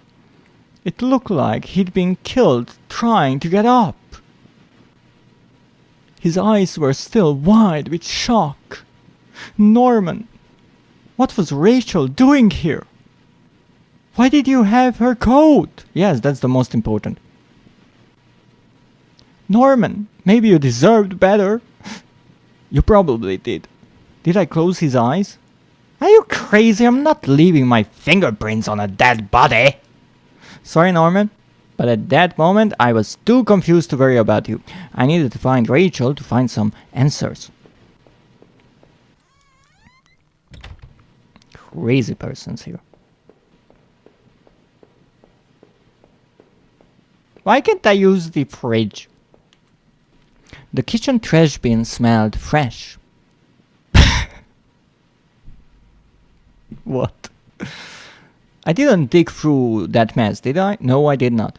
No way was I going to get myself even more disgusting and dirty. I mean, I already was. I guess this was Norman's kitchen table. Wow.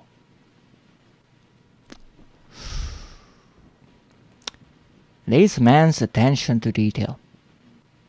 The things he can notice. Crazy. He's so attentive. Nothing can hide from his all-seeing eyes. Most of the time. He kept it clean enough, but there were water rings from 2 cups still there in the wood. Oh my goodness. He used 2 cups? I'd never been to Norman's place before. Really?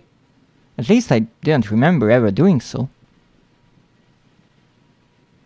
So wait, you are implying that the only person he could have invited for a glass of water is you, and since you were never there, it's impossible, or what? I hope to hell Rachel had nothing to do with that mess. What was this? It looked like a pull chain hanging from the ceiling. I wondered where it led. Did I pull the chain? Nah. Somehow I was too afraid to see what was up there for myself. Maybe it was for the best. I mean, I already found 4 dead bodies just today. So it's probably better this way. Nothing more here. Nothing the sharp eyes of Daniel can notice. Ah, thank you for the break, Zeph. I almost thought you forgot. I returned home. Well, welcome home. How was your day so far? The entrance to the front of the store was locked from the inside. Looked like I couldn't just pop it open. It needed a key. There was a bit of blood on the keyhole. Okay. I needed to check that place out to see if I could find Norman or get help. You already found him. He's dead. Okay, so where is the key? I checked everywhere and I did not find it. Played some chess, studied a bit, watched apothecary diaries, listened to my mother rage baiting my father. Okay. That's one way to pass the time. Norman, do you have the key?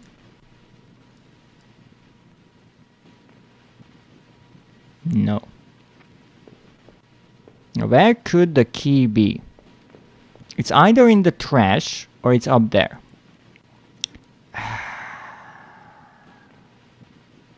No. I don't want to pick up anything, right? I did have to press a switch. I did have to interact with the valves and the electric switches in the factory. So let's pull this one. Maybe the key is in the attic. Yes. I gave the chain a simple tug and the simple folding ladder to the attic popped down.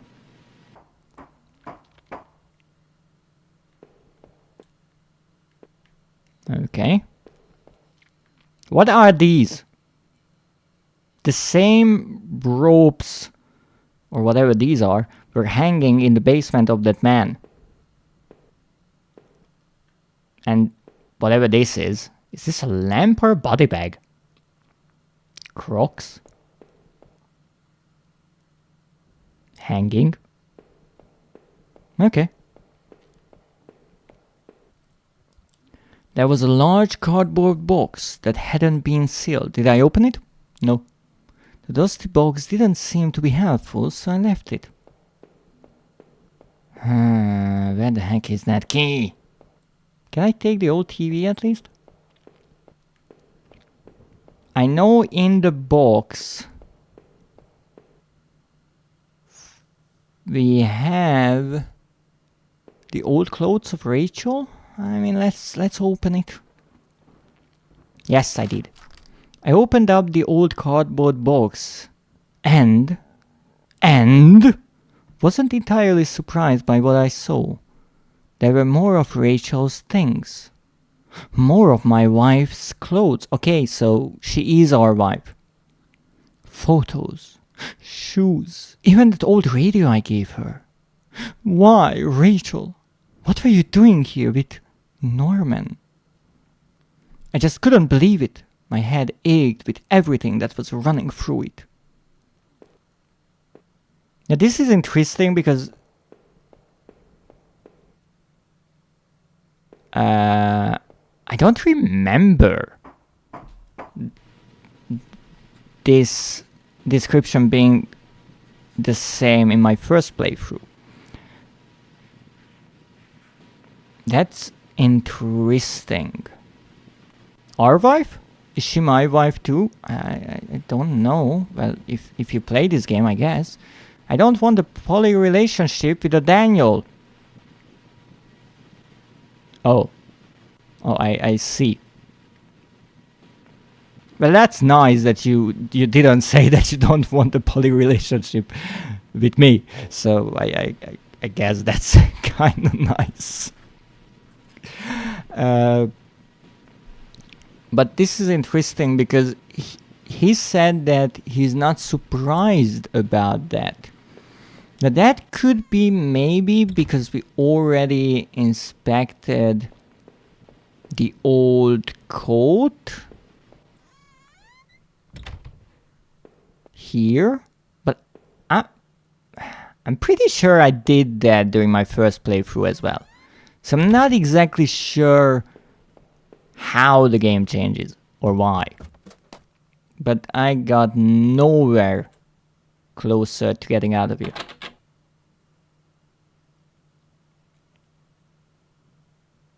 Yep. Do you take it as a compliment by now when I insult others?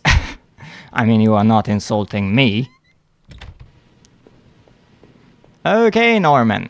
Do you know where the key is? Because I sure don't. Let's check your garbage. Yes. I found a hairpin amongst the rotting food and trash and pocketed it. Oh, interesting. So here's the thing. I was thinking, how can I get through that door without picking up any item, right? Because there is that trophy for not picking up any item. And so I was thinking, well, how is that possible? Maybe there is some tricky way to get around it. Because so far we could get through every area without collecting any item. And here, I wasn't really sure how that could be possible because the door is locked. We need something like a key to open it. And we have to pick up the key. But normally, when you find an item, you are posed the question, do you want to pick it up? Like the key in the sewers, or the keyring on the guard, or the sewer worker. That is more accurate. Here, however, we examine the trash, we find the hairpin, and we are not asked what we want to do with it, or if we want to pick it up. The character just pockets it. So maybe that's the trickery of it, that we didn't say that we want to pick it up, the character just does it, and so it kind of doesn't count. It is a bit ambiguous, but maybe that makes it different enough for the trophy to work. I'm not sure here. As if Daniel has that skill. You mean lockpicking a door? Let me think. The one in Amnesia actually does that, but not with a hairpin. He uses a needle, like a syringe tip. My bunnies chewed and peed through wood to see each other. Maybe that works. Wow, they really wanted to see each other. Those were girl bunnies. The boy bunnies never do anything smart. Wow. But first of all, I'm not sure if chewing through wood is necessarily smart. If they did it with the intent to see each other, then yes, I guess they made a plan and followed it, and that is a sign of intelligence. But chewing food is not necessarily good for the bunnies, I'm assuming. Well, maybe it's good to wear their teeth down, because that's why they are always chewing. They then lived together in a double stable. Are you implying that your bunnies, girl bunnies, were living in a relationship here? It was on purpose to make a hole there. I see. But that means that the female bunnies get along well, and I'm assuming the male bunnies do not. And so maybe that's why they didn't want to get into the same space, because they would just start fighting and chewing off each other's ears or something like that. They are murderous little creatures, I have heard before. I used a hairpin to pick the lock. The hairpin snapped in half, so I threw it away. Of course you did, of course it snapped in half. It broke right away. It's like that cheap knockoff crowbar that we get in Amnesia, that we use to open one door and it literally breaks in half. They are sisters, but considering they are bunnies and don't care about relations, they cuddled a lot. They were the only ones that never fought each other.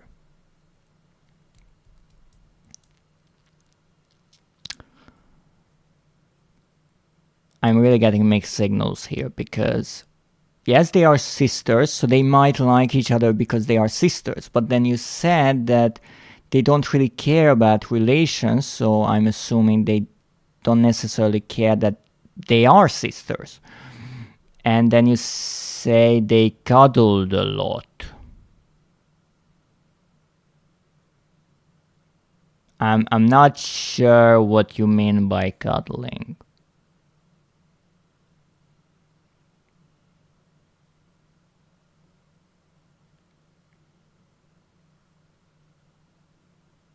But it is nice to see that they never fought each other. That's nice. Told you he has no skill. I mean, he did open the lock. I don't know the nature of their relationship. Ooh, maybe it's private.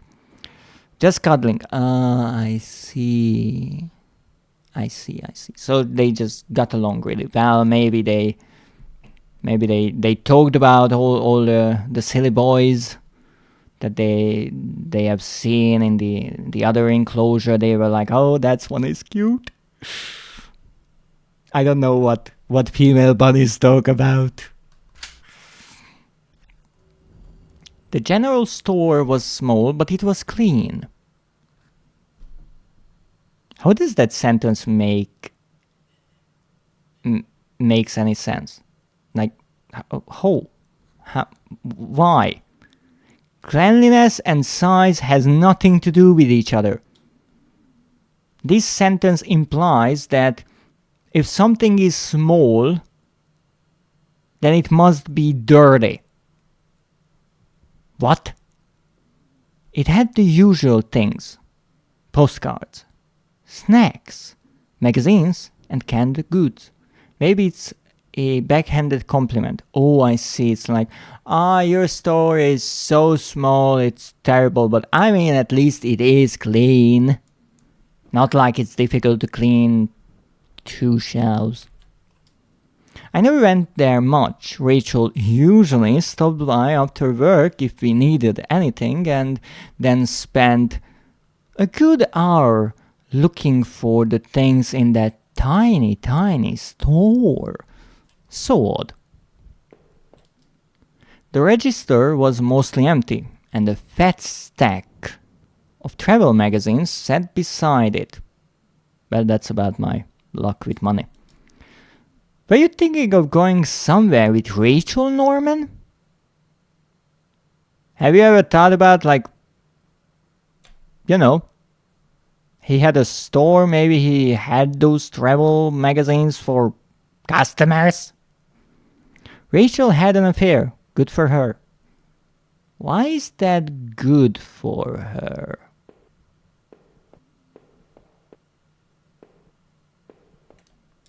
The icebox seemed to be unplugged, which is not good for an icebox.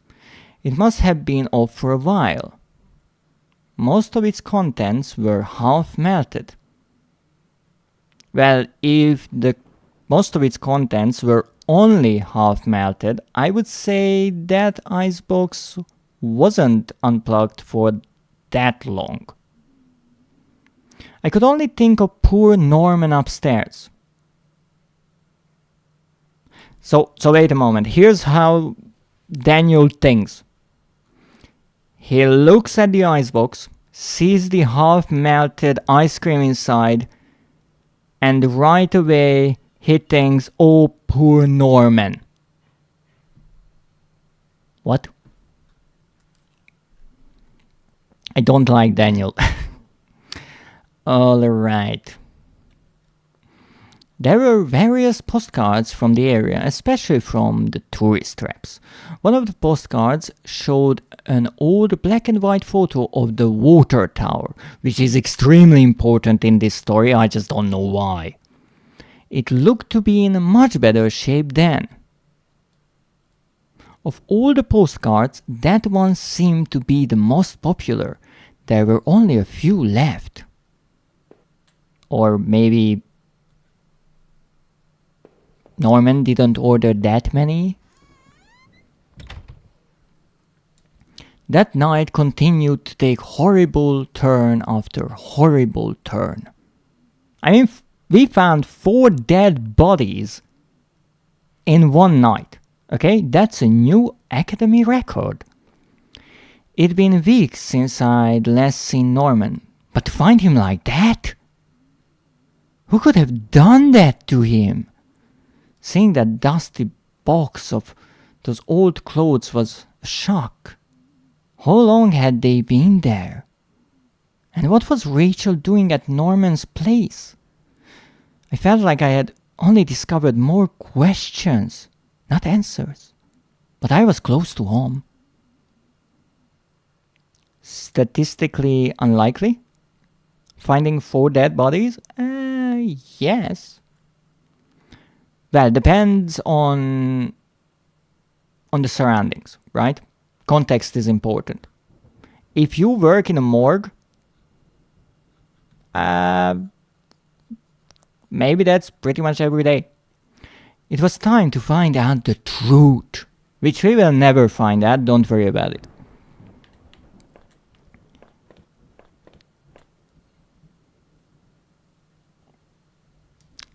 This is, say, context or statistics?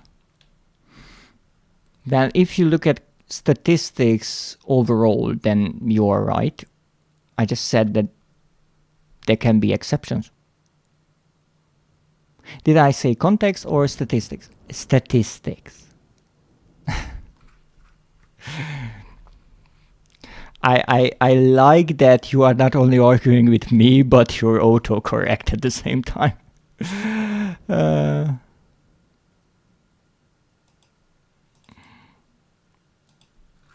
Now, here I think the last one was the right one. It was locked. This wasn't the right gate. Okay, so this is not the right gate. Another TV. The gate was locked tight. This wasn't my house. Why are there no numbers on the gates? Okay, this was the right one apparently. Now I know that I missed one last time. The gate was locked tight. This wasn't my house. The neighborhood's local post box. A letter was sticking out, as if someone hadn't pushed it all the way in. You know, just the tip of the envelope. I knew it wasn't right, but did I look at the letter? Now that letter is actually from Rachel, I think, to Norman, and it tells her that she wants out of that entire affair, kind of confirming that there was something going on. And I think she actually mentions somewhat that she is concerned about maybe the reaction of the player character, but I'm not entirely sure about it. I think In one of the summaries, the character actually mentions that, but it wasn't that apparent to me from the letter. Or letter. I knew it wasn't right, but did I look at the letter? No, I did not. No, we would learn all that from this letter, but this way we will not. So it's still questionable what Rachel was doing with Norman. You know, all the clothes, all the items, the radio, the shoes, but we will not know for sure. I left the letter right where it was. The neighborhood mail wasn't my problem. You lived in the neighborhood, just saying. So I think here, what is this? End of the map apparently. Okay, it was the last one again. I had entered our backyard. The rain gave me a terrible sense of foreboding and it chilled me through my clothes. Okay, so apparently I missed one again with the doors. I was expectant, but also afraid. I guess I can go back. I never did fix this gate, it was stuck. I hate those made-up reasons. I needed to press on. There was no turning back at that point. Yeah, and that would be enough. You don't have to make up these completely stupid reasons. I held my breath as I approached our back door. I was terrified to step inside. But I did. The house was painfully quiet. The only sound was my own breathing, ragged and strained. I flicked the light switch by the door. The power was off. I remembered having breakfast here on this very table. Was that yesterday or sometime before? The table was clean. It hadn't been used any time recently. How can you tell just because it is clean? The door to the basement, it was locked. Where had I put the damned key? Good question. The front door was locked from inside. I couldn't go out, though I needed to see if Rachel was here. So in my previous playthrough there was a large pile of mail in front of the door underneath the mail slot, and that's interesting to me because one of the letters that we can actually read is from a bank, I think, that informs us about our credit card being cancelled because we are in debt. And I think why the mail is not here now is because we don't have the credit card. We didn't pick that up. Again, interesting little detail. Everything is different this time around, which is nice. But I'm curious what kind of an ending I can reach like this, because there was two options, I think, at the end of my previous playthrough. One is walk out the front door, and one was in the bathroom. But I think that one requires the knife, and we also don't have the knife. Alright, let's see what's here. The door was stuck shut. Stuck shut! There was an old-fashioned keyhole underneath the handle. It's literally your house. You don't know where you put your keys?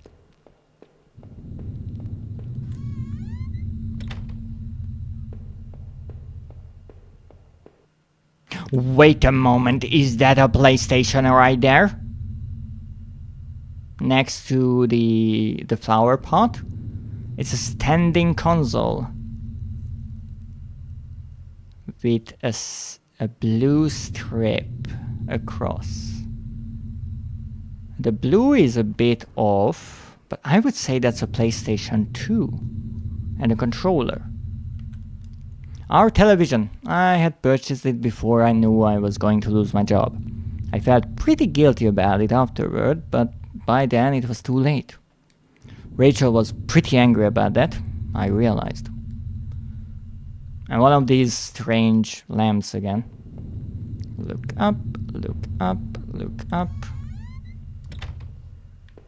Look up, look up. Okay, so nothing here. Now last time I couldn't open the safe. I could not figure out where to find the code. But I still had the idea that the solution to the puzzle must be somewhere in the house. Because so far, pretty much every time we found a locked door or something like that, the key or the item we needed was around in that area. Now that doesn't mean that there is no part of the game that requires items from earlier on. That's true. Maybe there are much longer storylines, but I would assume that we have to find something within this house. Now it's still a good question if there's even a chance for us to open the safe this time around, because maybe it won't even appear. Our hallway mirror had been smashed, its pieces scattered around the floor. I couldn't really make myself out anymore. I wasn't sure I wanted to. But I have 3 doors, so let's check from right to left, because why not? I think the left one is the bedroom, so we'll go there last. My laptop had been left on and only had a tiny bit of power left. On the screen was a website about the old water tower.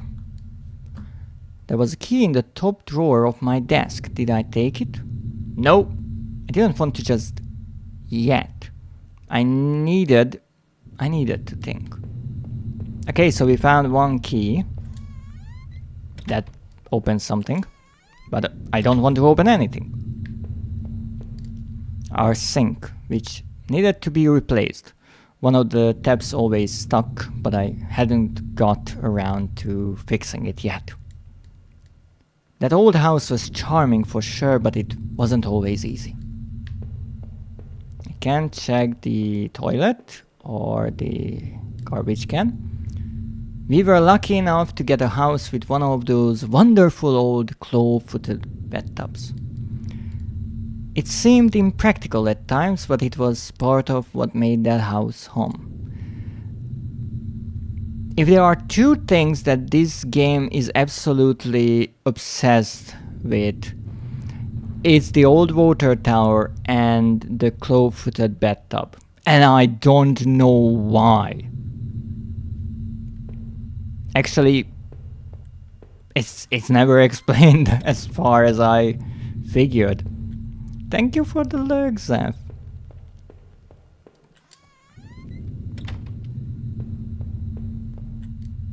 The books there were half mine, half Rachel's. I always read the first half of the books and she read the second half.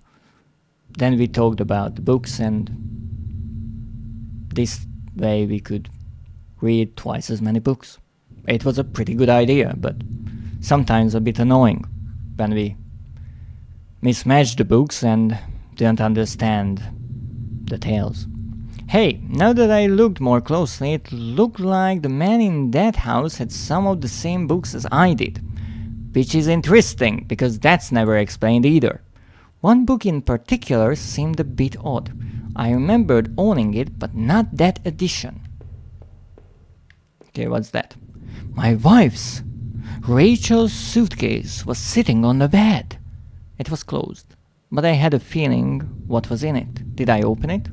No. I didn't want to know. Rather, I didn't want to confirm what I suspected. Okay, so what do I do now?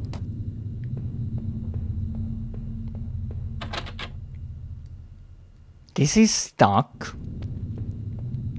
And as far as I know, to get to the basement,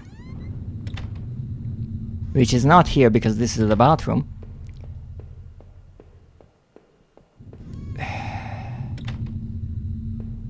we have to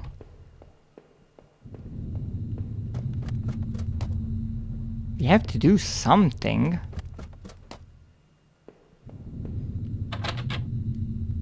It was locked.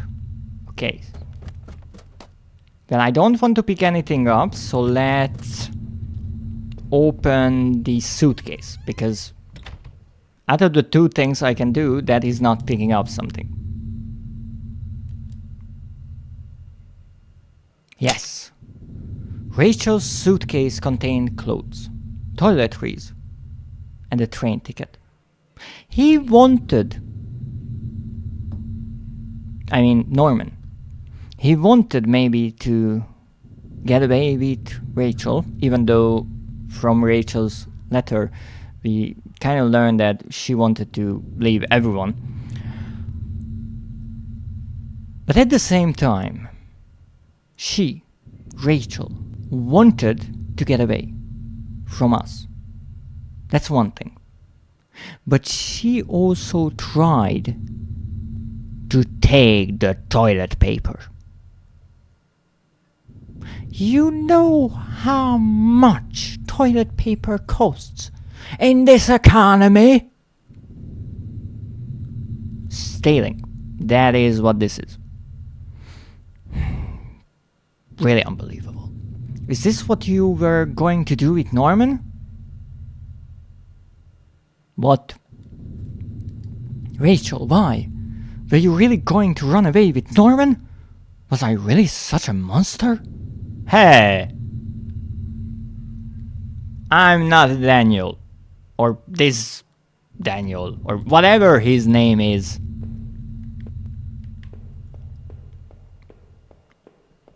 Okay,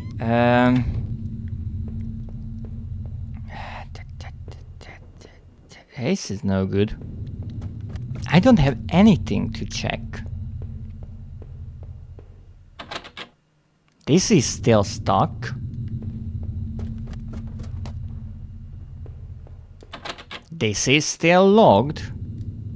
Can I just leave? Be like, you know what? I had enough. Okay, so no. I have to get the key, I'm guessing.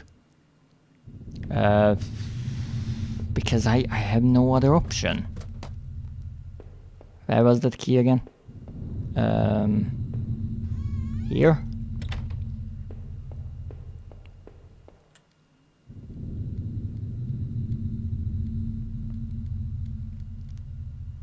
Okay, let's take it. I can't do anything else. I pocketed the key. The laptop was warm. It had been running for a while. At least something to keep me warm.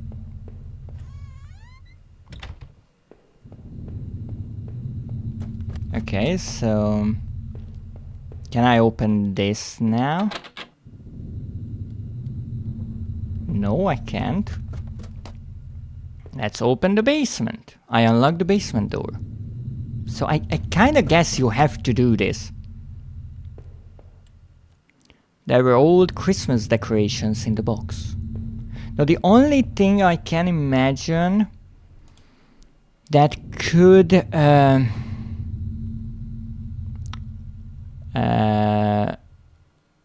make it possible for players to get through the entire game without picking up an item is if by making certain choices throughout the game, you can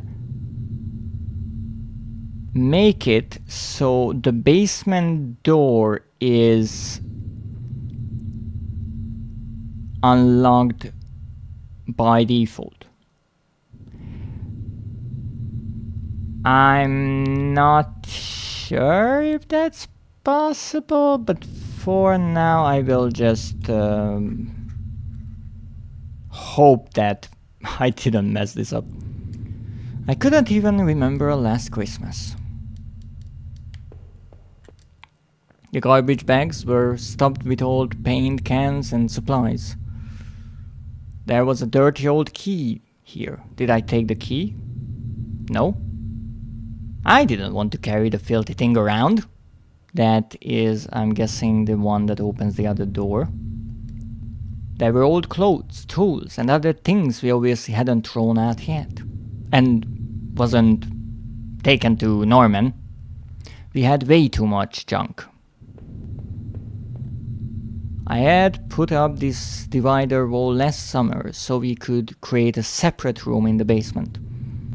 I forgot to install the door. I hadn't finished it yet, so the door was stuck and the drywall was fully installed. I might have been able to break through if I found something heavy enough. I mean, where is the door? Okay, so we need something heavy. I have a feeling that other key I found is again not optional. Okay, give me the key. I took the small key and tried to remember what it unlocked. The only freaking thing that is locked in the house? Door on the second floor? The grimy key I had found in the basement unlocked the door. Why would you throw away the key to a door in your house? Huh? It looked like the room had been tossed around. The furniture was a mess. Did somebody break in here?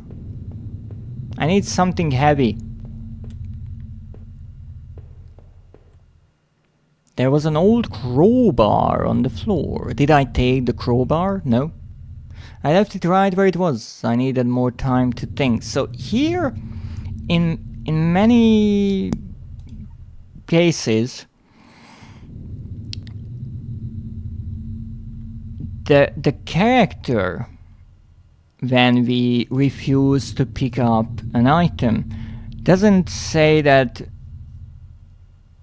he doesn't care about that item, or it wouldn't be useful, or it's not important, but instead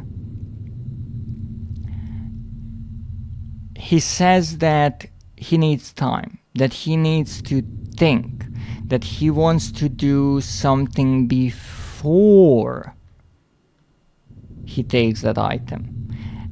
And it makes it sound like there is no alternative way. Like, it is not a question of whether or not you pick up that item or do that thing, but when you do it. And that's interesting because it makes it sound like that you absolutely have to do this, and you cannot progress in the story without certain items, which is interesting because up until this point you could solve the puzzles and get to this point without any items, except for the hairpin, but that was worded differently, as I mentioned. Okay, let's take the crowbar, like I have an option. I lifted the heavy crowbar. It was almost as heavy as that watch. I appreciated its weight. Oh yes.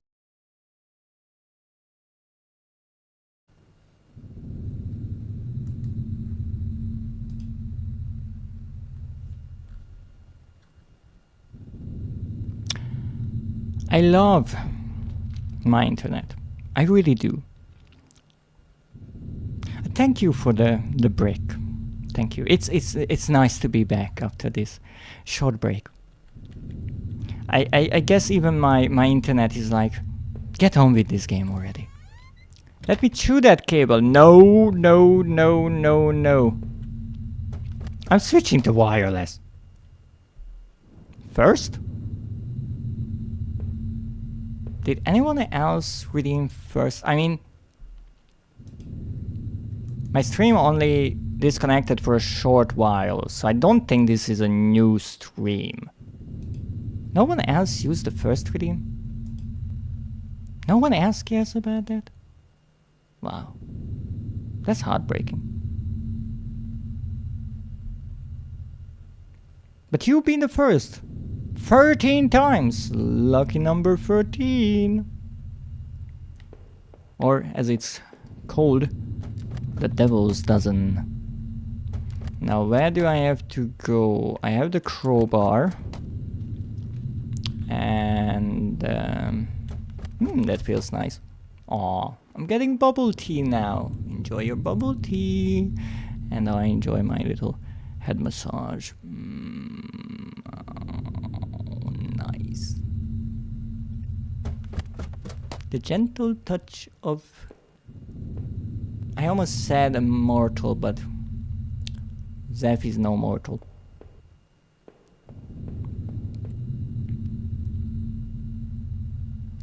Did I break through the wall with the crowbar? Nah. I couldn't bring myself to see what was on the other side. I never died once yet. Good point. Even though, you know, most mortals only die once, so I guess a real way to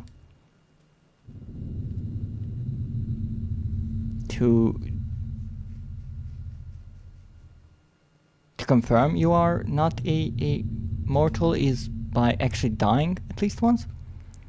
Oh, no, that heart is lovely. Oh, the skeletal hands, they are nice. That's a really nice emoticon. And the old dude, I'm not even sure where that is. I've seen those skeletons before, however. Oh, and the flower! Is that a flower for me? Possibly not. And a bit of a dance as well. I really like that heart.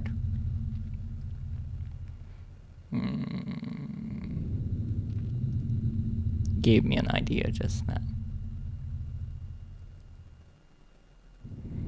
Now, thank you for that little massage. But everything good has to end. Let's break this. With a heave, I swung the crowbar at the wall. I mean, a drywall can be punched in, but you need a crowbar. I smashed a hole large enough to step through. You could have kicked it. As I stepped through the broken wall, my breath caught in my throat. That's no good. This was it. Was Rachel down there? Was she okay? Are those dancing bugs in a rave? Is that a bird cage? And another is this trying to be a kind of symbolic way to show that Rachel was trapped in this relationship, like a bird in a bird cage? Is that what it is? Wow, that's a rave.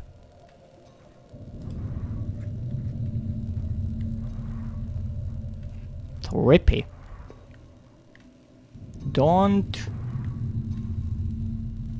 think it would make sense if it makes don't look.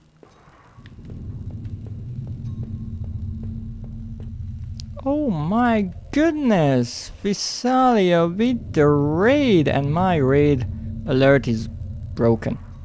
Alright, it couldn't reconnect. Welcome in, raiders. So nice to see you all. Welcome in, TK, Agent Fluff, Captain Planet, and obviously Visalia. How are you doing? Welcome in, and thank you so much for the raid.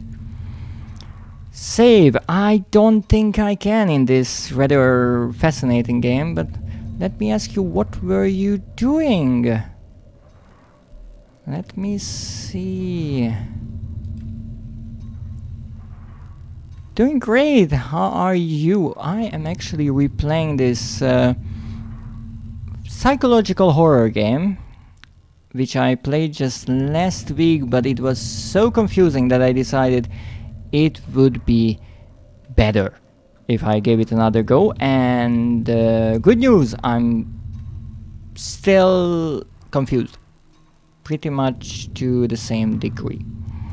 But that's fine. Some games give you more questions than answers. Let me see, give you a well-deserved shout out. Oh, just chatting, I see. I hope your viewers got to spend some quality time with my favorite mod VTuber. Actually, you might enjoy this game because throughout the entire game we are walking around with this lovely flashlight. That's all you can see. The light of the flashlight illuminating this tiny little circle.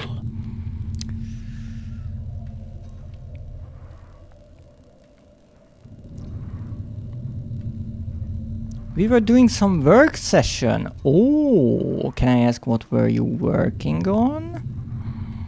Oh no. It's alright. It's one of those games that I'm not sure how to feel about. I was just thinking about it actually yesterday. And it's one of those games that I would find impossible to recommend because it's unlike any other game. It's really an experience that has nothing to compare it to. You play through it and you either like it or not. Thank you for the shout out. Of course, you more than deserve it. Mine. My light. We were working on thumbnail schedule and asking what we should do on Discord. Oh, that's lovely. That's a good idea. I always try to get all the thumbnails and schedules and everything down off stream, and it's tiring. Nox rated, yes, welcome in, Loki. No cheese. Absolutely no cheese.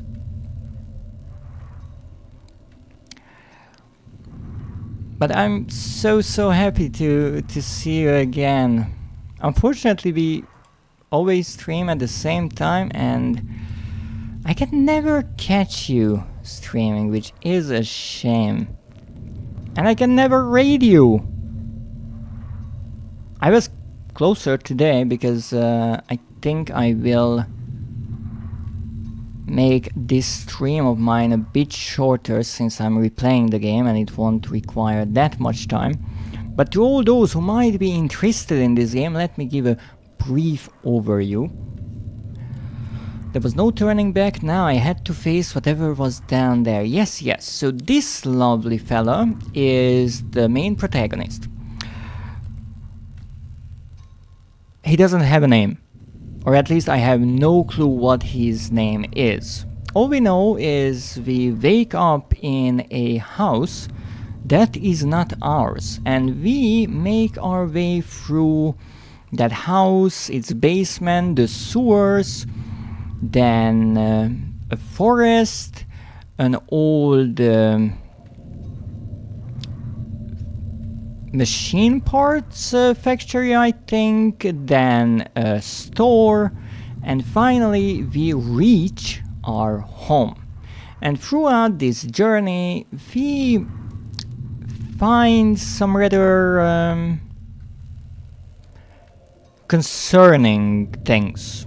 Guns, bloody knives, cages, dead bodies. We actually found 4 dead bodies this day. You know, that's a new record. And the game is rather interesting because it gives you the option to do many things. For example, every time you find a locked door or something you can interact with or an item you can pick up, it actually asks you whether or not you want to pick it up or interact with it or open the door and such and such. Now, based on the game's description, your choices affect the story, but not in the usual way. So it's not like a branching story narrative in a visual novel game.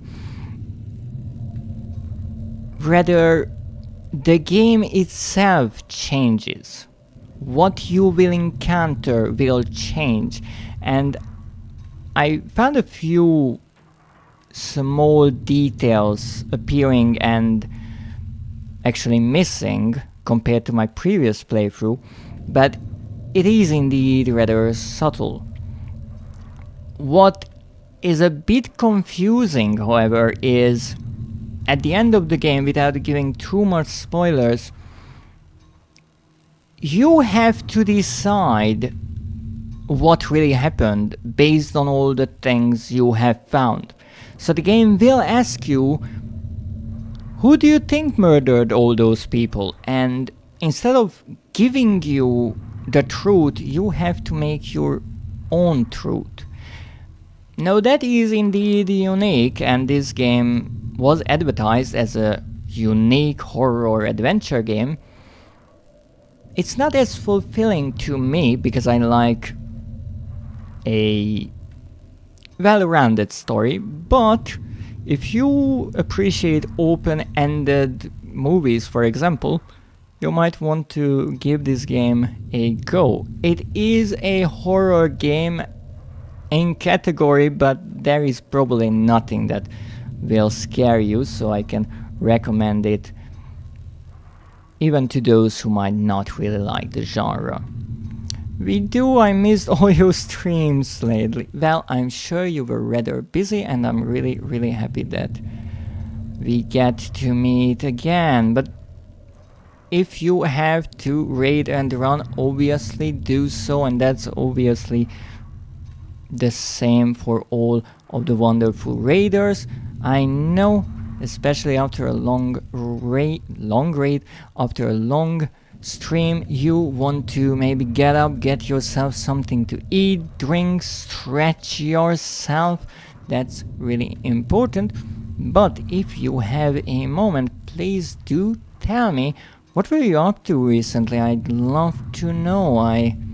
As I said, I missed most of your streams, unfortunately, but I've been following you on Blue Sky, so I've seen some of the things you posted. For example, that lovely fan art commission that you posted, I think just today, earlier, where you are writing something in the sand. I want to say that I couldn't really make out what you were writing, but the truth is I think I do know. I just don't want to believe it.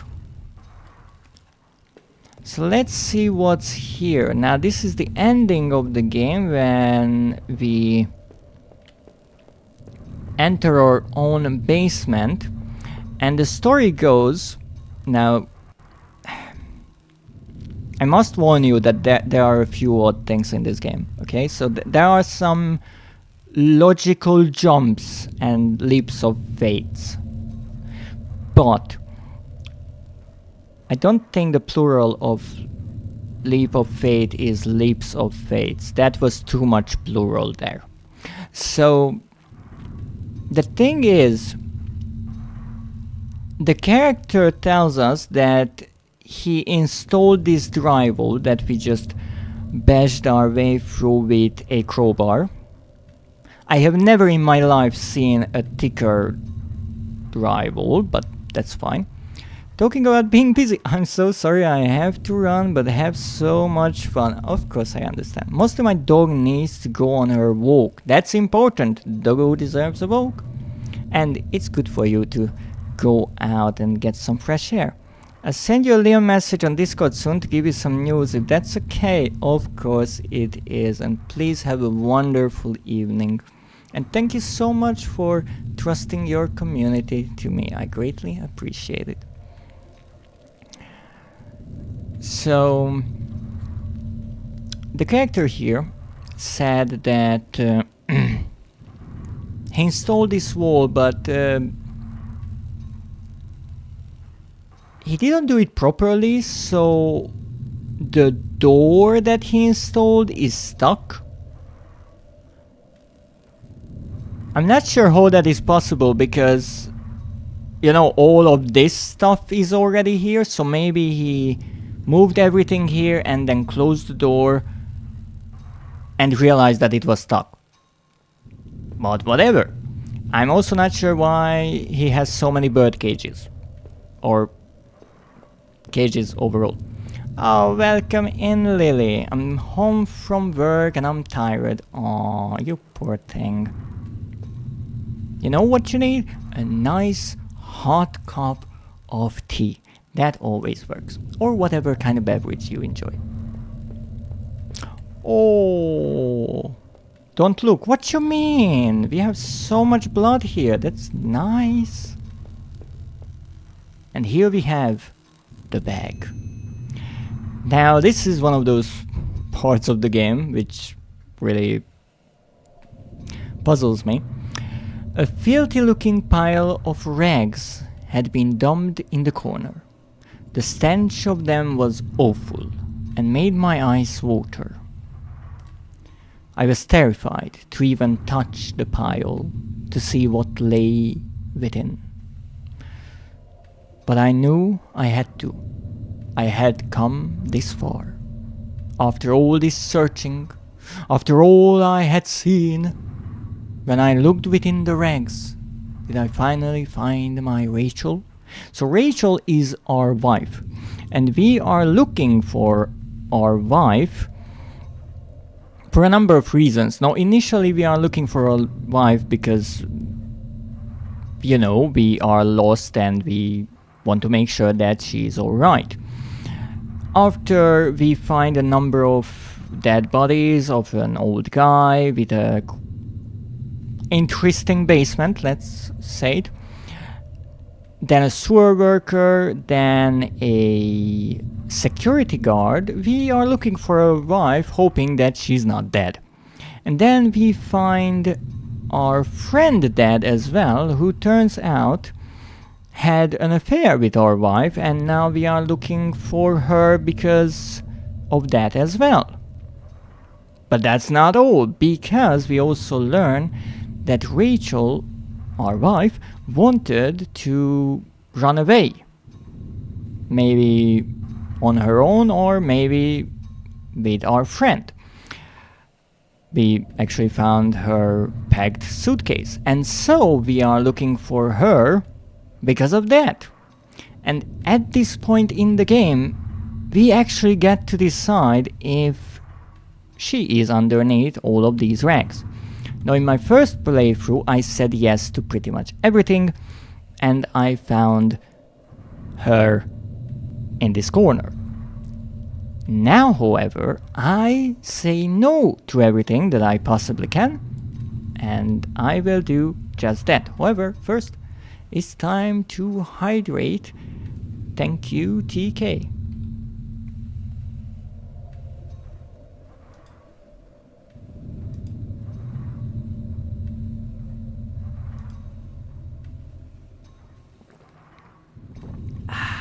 So refreshing.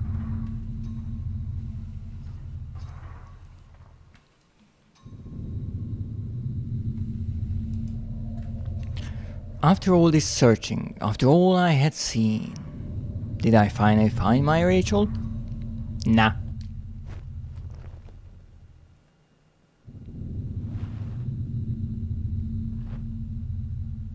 The rags were wet, matted, covered in dirt and grime. But inside that tattered mess was no sign of my beloved wife. Rachel wasn't there. I looked around in confusion, trying to figure out what to do next. If she wasn't there, where was she? What had I been searching for this entire time? I remembered the look on Rachel's face when I came home. Didn't I? Wait, what are you questioning here? That you came home or that you remembered her face? Then the awful realization hit me right in the gut. I had been looking at this the wrong way, hadn't I? I don't know, don't ask me. This is what you've been trying to tell me all along, isn't it? I couldn't find Rachel there, and I won't find her anywhere else because... she was never there at all, was she? Wait, what?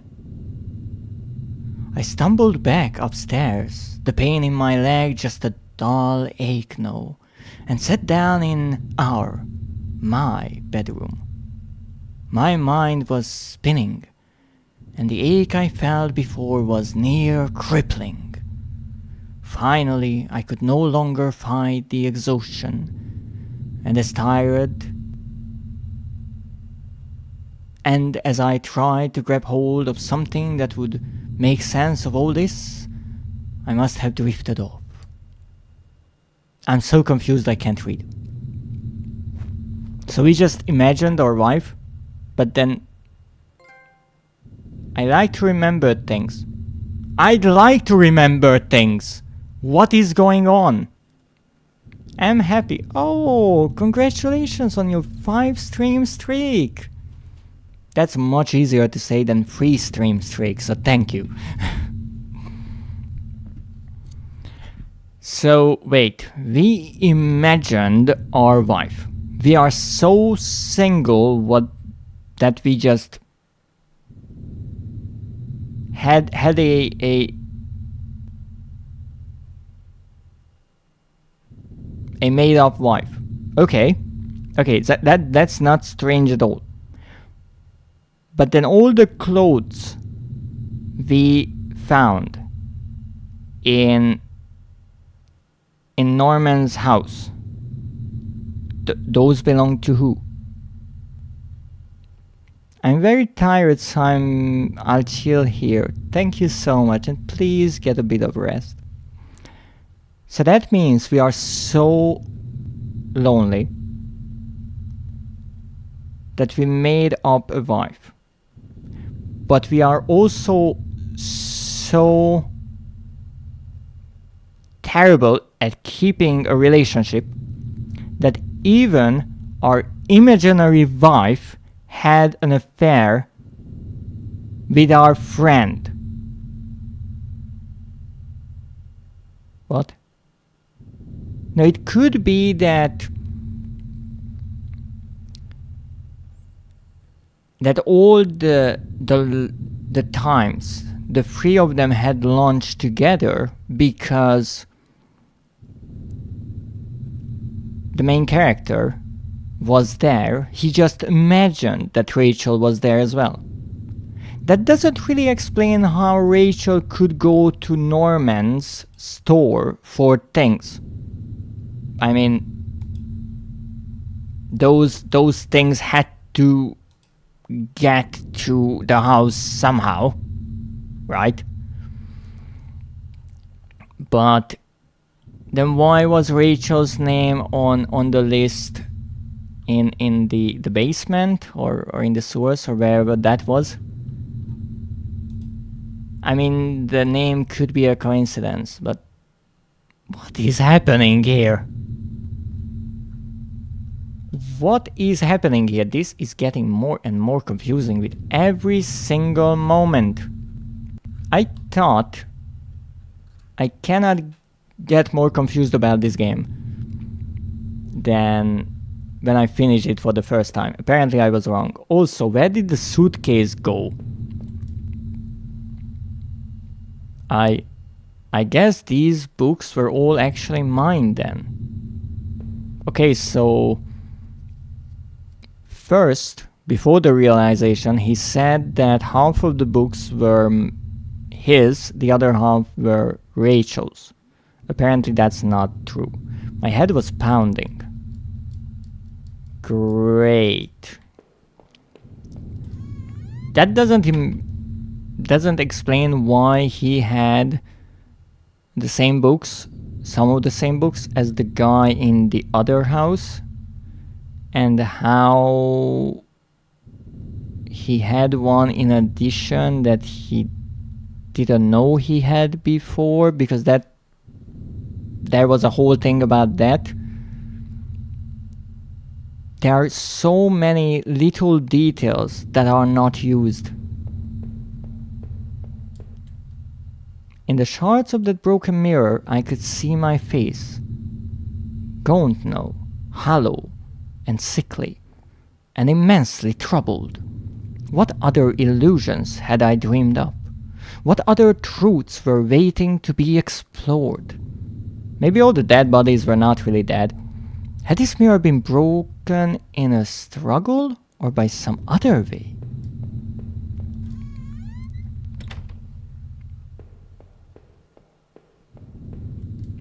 The laptop had finally run out of power.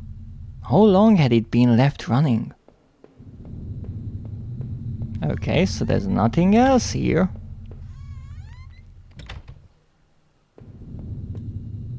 In the dirty, faded glass, I looked like nothing more than a faint shadow. There was only one set of toiletries by the sink. Oh, and you didn't notice that before.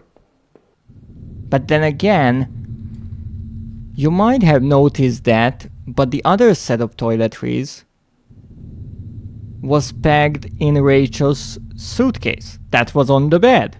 That disappeared. So it kind of makes sense that it was all an illusion or a delusion, but it is difficult to understand. I used to tell myself that Rachel was the one who wanted to keep the tub. When was the last time I showered? I smelled awful. You have a tub, why would you shower? Okay, I guess we're going down.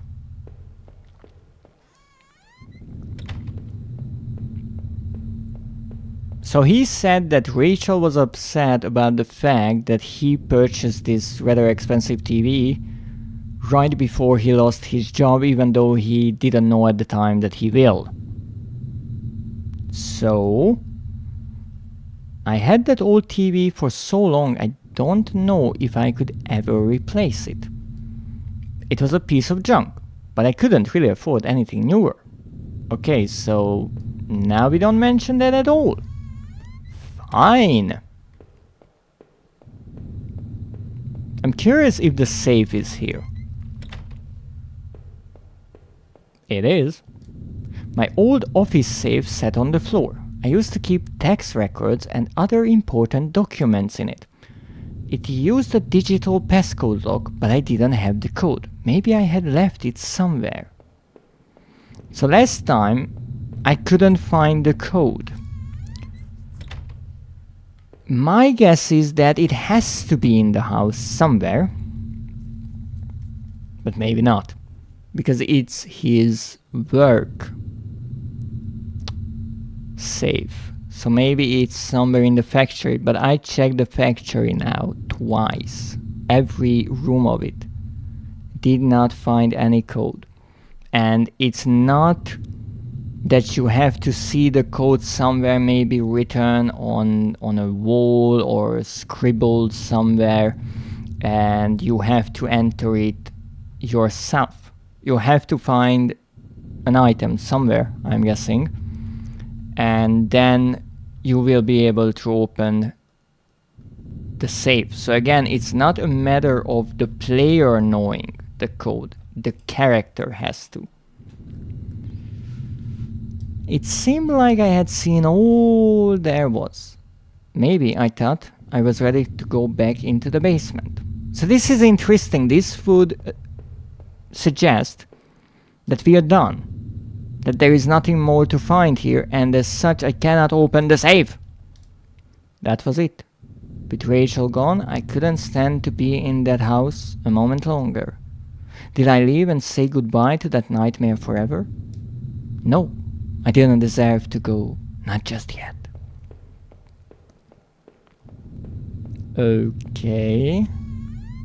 Why would I want to go back to the basement? How many breakfasts had I eaten there, completely alone?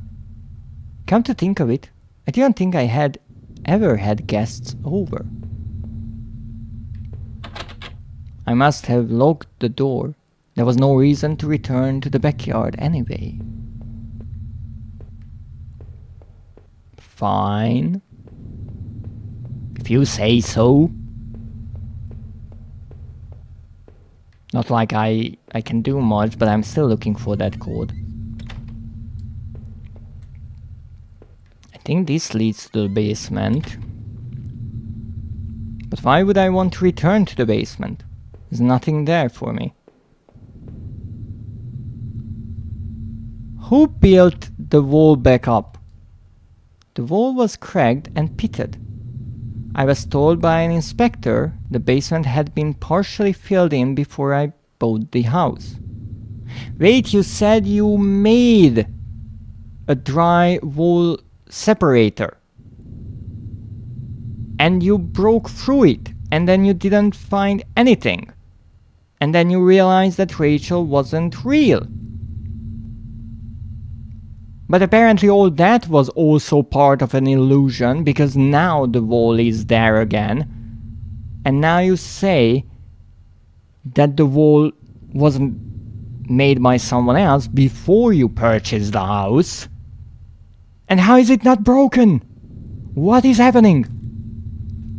This is a madness. Seriously. But by the look of that wall, I was going to need to fix the foundation.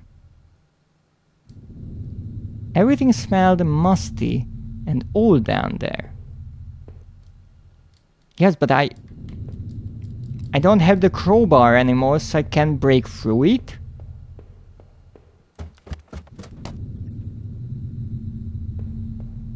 What is happening? Okay, so the only thing I can do is actually walk away now. That's it. I don't have the knife, so I can't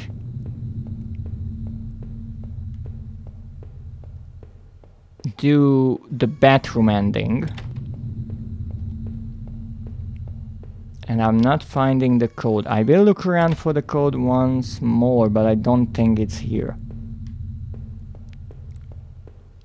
Which is troubling. Probably missed that. Again. Okay, not the mirror.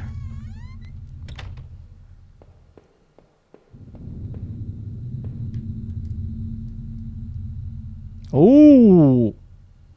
The laptop was dead, but I found some notes and loose paper in the drawer where I had found the key. There was a yellow sticky note with an 8-digit code on it.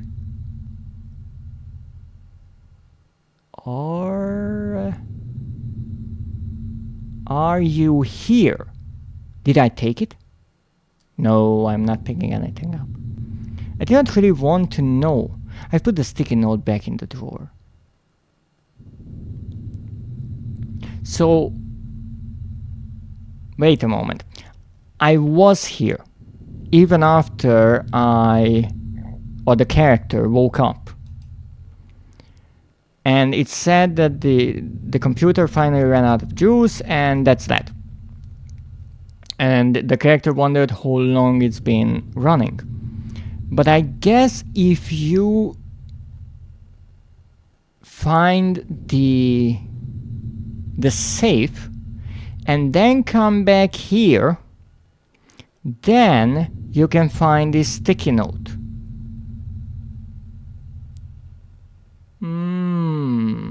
And no, you can open that safe.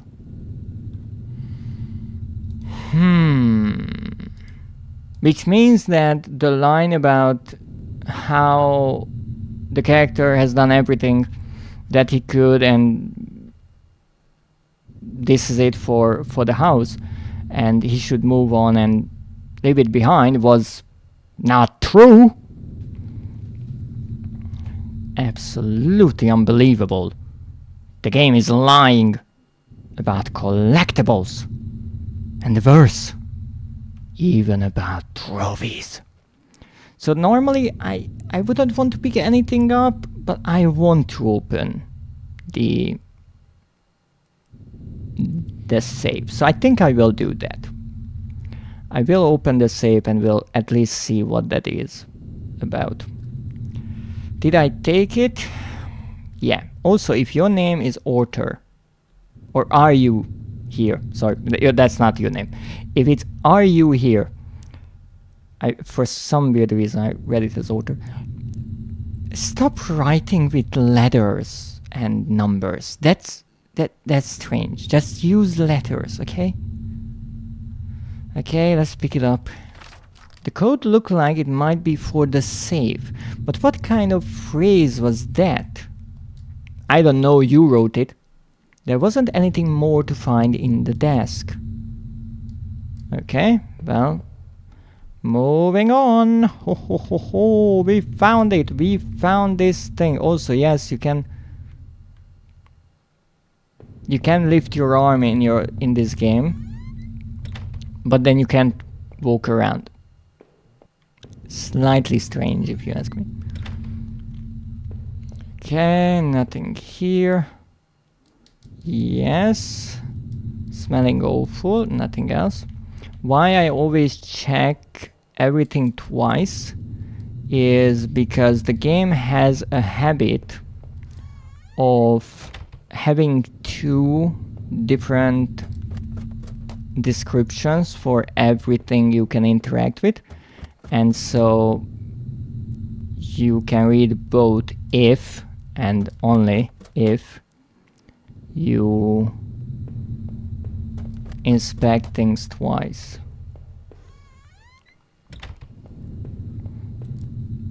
My head was pounding. That's, I'm assuming, after the realization of the books being all his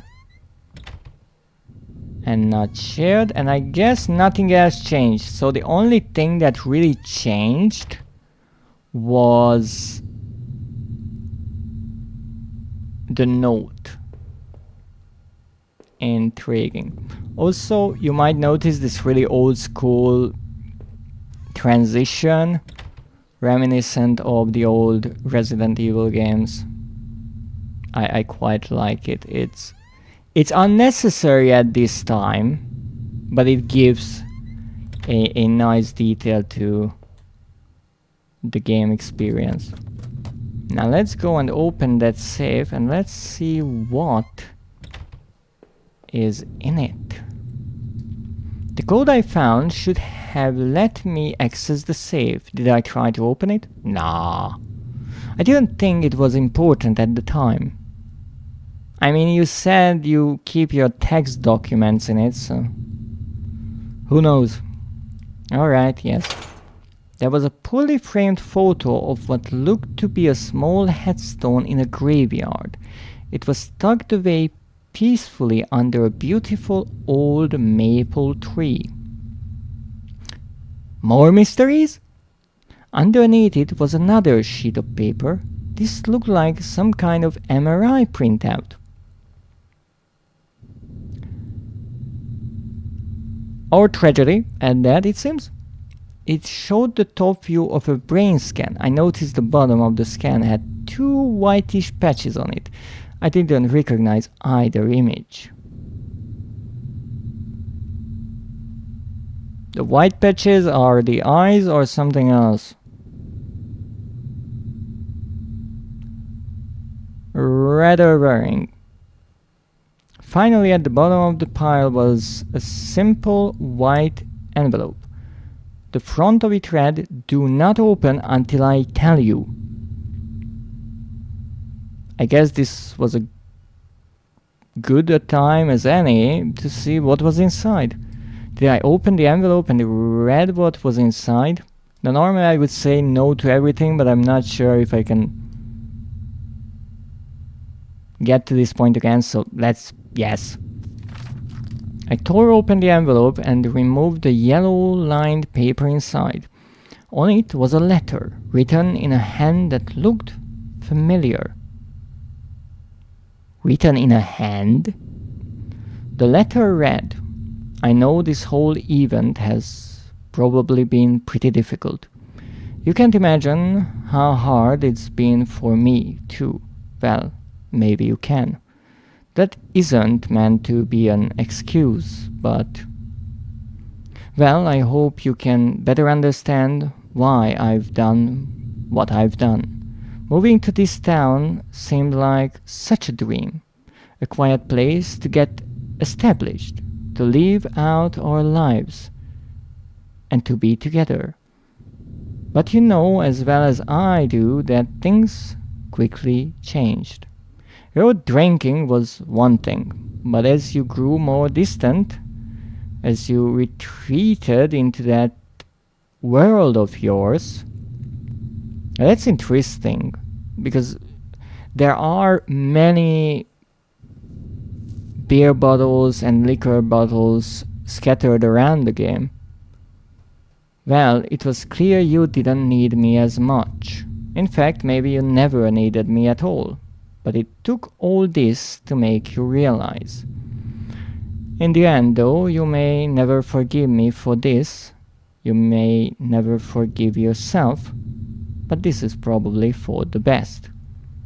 You'll be healthier for this. I'm just sorry it had to happen this way. Rachel. Secret document. What? So Rachel was real? Or the main character wrote this letter as Rachel? All this happened so he would stop drinking? Was it his subconscious trying to save himself? What was with the medical documents and all that? Again, I think in every playthrough, based on what you decide and what you find, you might find different things in the save, or a different letter explaining things differently, or not at all, because this time around it's just confusing. Really confusing.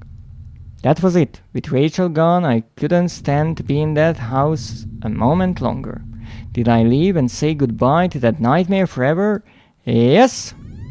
Yes, I did. Since I had arrived in town, things had been difficult. Working in the plant, though, had been good for me.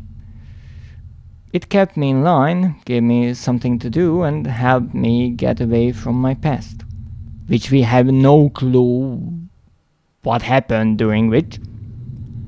When the factory closed, everything changed.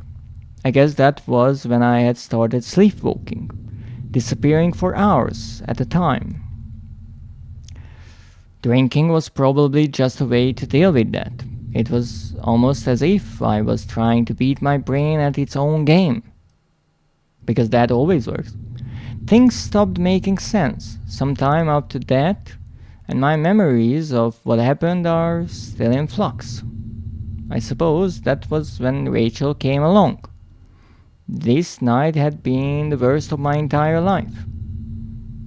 Would it even be possible to bounce back from everything that had happened?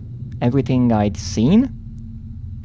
You know, in a way, I almost wish I hadn't even woken up tonight.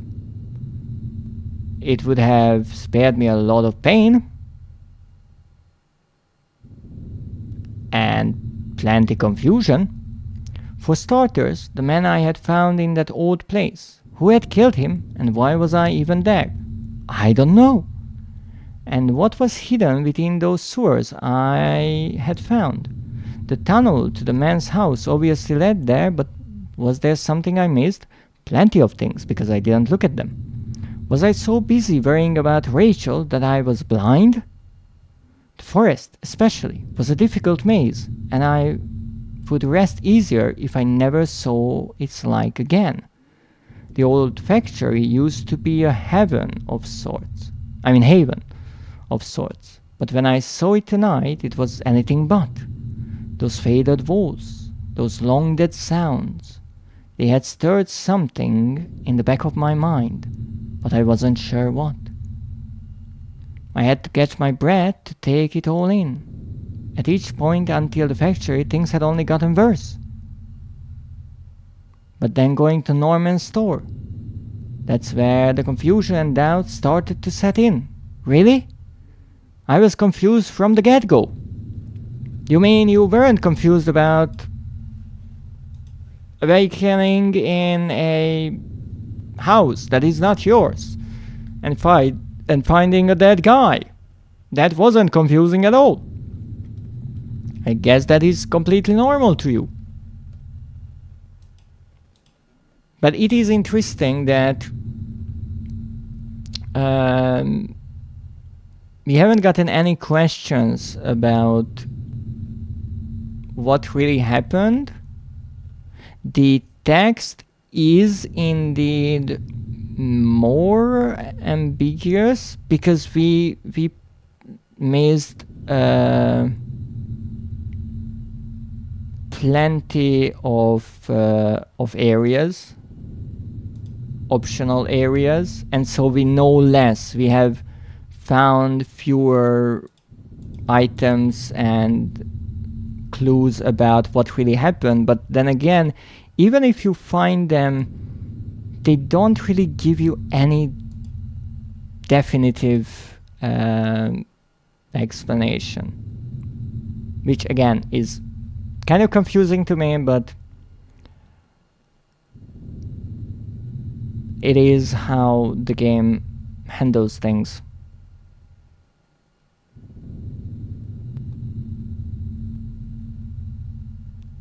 Uniquely, surely. And that's when my perspective on all this really started to change. Norman was dead, but I had no idea what happened to him, or what that box of clothes I had found in his attic meant. Did he know? What? But as painful as all of that was, oh no, I couldn't bear to think about it again. After all I had seen and done, finally coming home was supposed to be the end to this entire ordeal. I had no idea, though, that it was only the beginning. The silence in the house when I had first stepped through the kitchen door. That should have been my first clue. Now it's interesting that I think this exact line is used even if you find Rachel, and that's why it's tricky, because many lines are reused, and even though they can change, their meaning can change based on the context, again, it makes everything really ambiguous. To think that I went through all of that completely unaware of what I would discover. Again, it doesn't mention what we discovered. In my previous playthrough, it was that Rachel is dead. In this playthrough, it's that Rachel does not exist. Did you know before the end? Are you asking me? Stop breaking the fourth wall. Make up your mind. Did you mock me when you finally showed me the truth? You don't know what it's like to have everything ripped away from you in a heartbeat. How could I possibly go on knowing what I do? What you do, not what you did? Without Rachel, even the thought of Rachel, I was truly lost. As the door swung open, I could smell damp grass and the closeness of the air. After everything, it felt like I had more questions than answers. That I agree with. But interestingly, we did not get any answers. And even more surprisingly, we did not get any questions. Because at the end of my previous playthrough, the game asked us what we think happened and if certain people were to blame for the murders that happened. And even though there were still dead bodies found in this playthrough, there is no mention of them. And that's really strange. Now, one thing could be that the character thinks everything that happened was just an illusion, and so Rachel doesn't exist, no one is dead, and maybe the entire plot of the game never happened. Or it just does not care about what happened, and this ending is focusing on his loneliness. You made me see the truth. I'll give you that. But now I was completely lost. You took away the only thing that had kept me going. I was sure word would get out, and soon enough the police would come looking for me. Again, that's interesting because that is mentioned in the other ending as well. Which is... maybe ending is not the right word, because I did the same thing. I exited through the main door. So it's kind of the same ending, but everything leading up to it is different. Vastly different. So it is confusing why the police would be after him in the first one. I assumed because he might be the murderer, even though he denied it vehemently. He was sure that Norman was behind the murders. It was the guy behind the murders. Internet! Come back.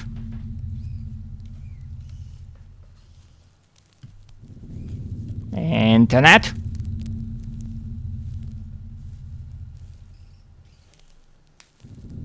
I'm streaming with 10,000 kilobits a second? What?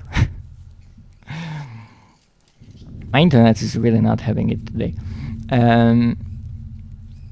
But this is weird because in the first playthrough I thought that even though the character is denying that he had anything to do with the murders, he still felt that either he has something to do with them, or even the fact that he found all these dead bodies, you know, touched everything, left fingerprints everywhere,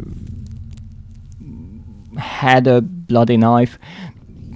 Those things might have caused him trouble, and the police would find him and question him. Here, I'm not sure. I mean, I just said that he might think that no murders took place. and now he says the police will arrive. And what then? Would you be there to show me the way? What will I do then?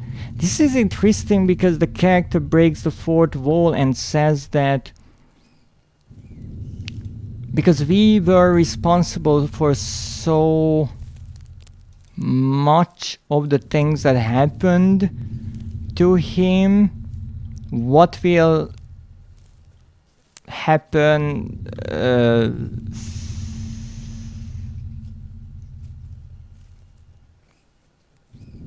now? What happens when the player stops playing and the character is left alone in the game?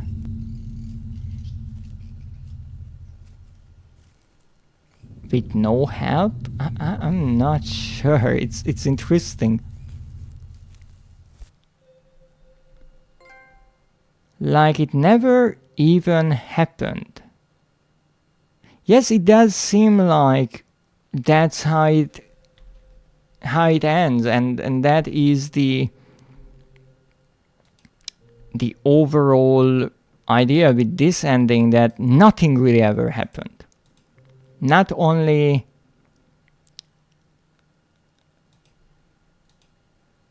Rachel never existed, none of it has happened.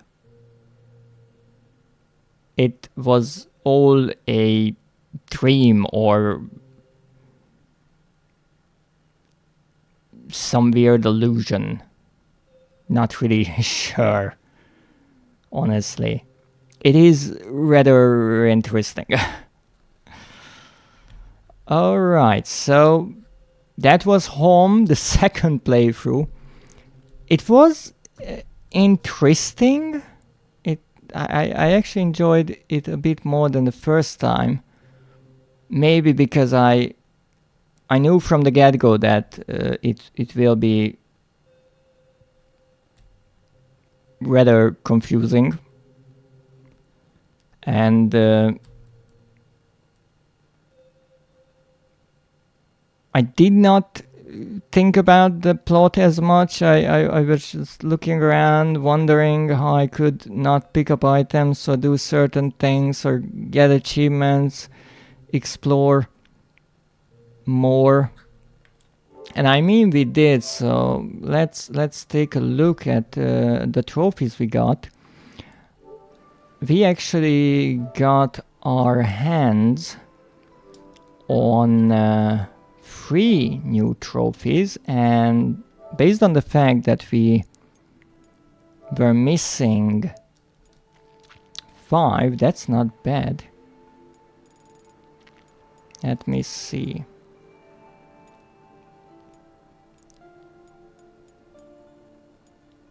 So here's the secret documents. That one I missed, and it was rather common. Open the safe. I guess I could have done that in my first playthrough. I was right about that. I did not go back to the laptop to find the sticky note with the code with which you can open the safe and then read the documents. No, based on my experiences with this game so far, I'd say that in my first playthrough I would have gotten a different letter in the safe, maybe different items to fit that narrative, or maybe the same. Not sure. Nothing is certain in this game. So I guess that is us opening the safe. Or maybe the transition out, I think out of the documents. Because one really nice animation in this game is how the light of the flashlight spreads out when you enter a new area or exit out of a dialogue panel or menu. It nicely establishes that new area, in my opinion. It shows that you're just starting somewhere, as if he just turned on the flashlight. And I guess this was right after we read through all the text and the letter in the safe. Nice one. This was 31.1%, a bronze trophy. And there in the icon is a little envelope in the safe. And then we have this one. This one was today. I like to remember things my own way. I guess in the icon those are the dirty rags with nothing underneath. Maybe this wasn't what you thought at all. Yes, this is when we interact with the rags, and again right after that how the game loads back to the basement. Now interestingly, this, the terrible tragedy, is a trophy for finding the campers. The escape route is the trophy for visiting the train station, so those are optional. Interestingly, one is silver, one is bronze. The grim discovery is realize your worst fear, which I think saying yes to the question in the basement, that Rachel is underneath the rags, and that is 43.1%. Saying no, that she's not there, is 21.7%. So more people wanted to find a dead person in the basement than people who said no, she is not there, she's maybe ran away already or something like that. At least that was my original idea, especially during my first playthrough. And even in this, I don't think it was really suggested throughout the game that Rachel did not exist. At least that's how I see it. But maybe I'm just silly and I didn't notice the clues. But I really thought she just ran away and she's not underneath the rags. But this was a bronze trophy for us. And then we have like it never even happened. Pick up nothing along the way. Oh, so that's that. Now I didn't read this fully, I just kind of saw it when I looked at the trophy list on stream actually, and I thought, okay, we can't pick up any items. But maybe what this implies with the icon an empty pocket is not that we can't pick up any item. Maybe I kind of overcomplicated this. But again, it was fun. We got it right here at the credit list.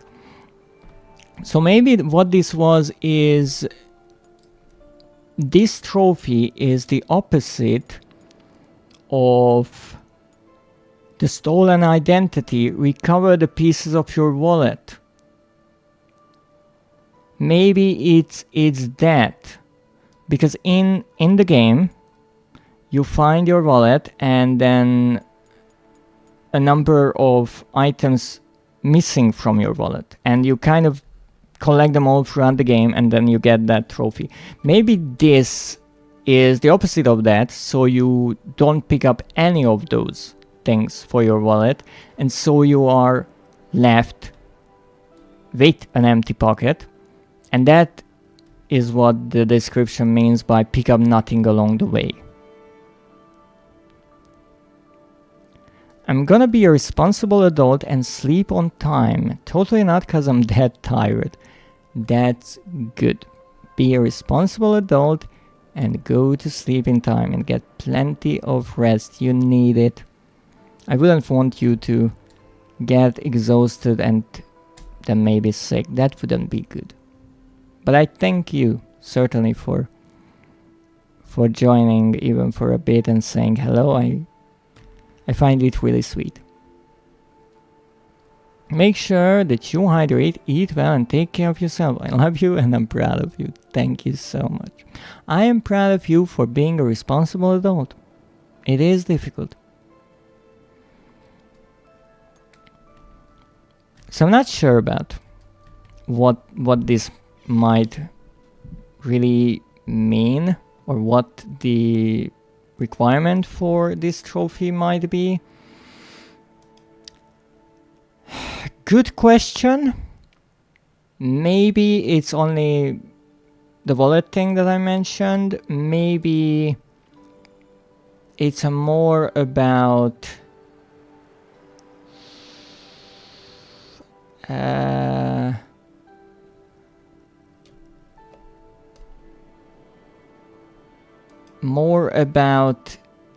overall.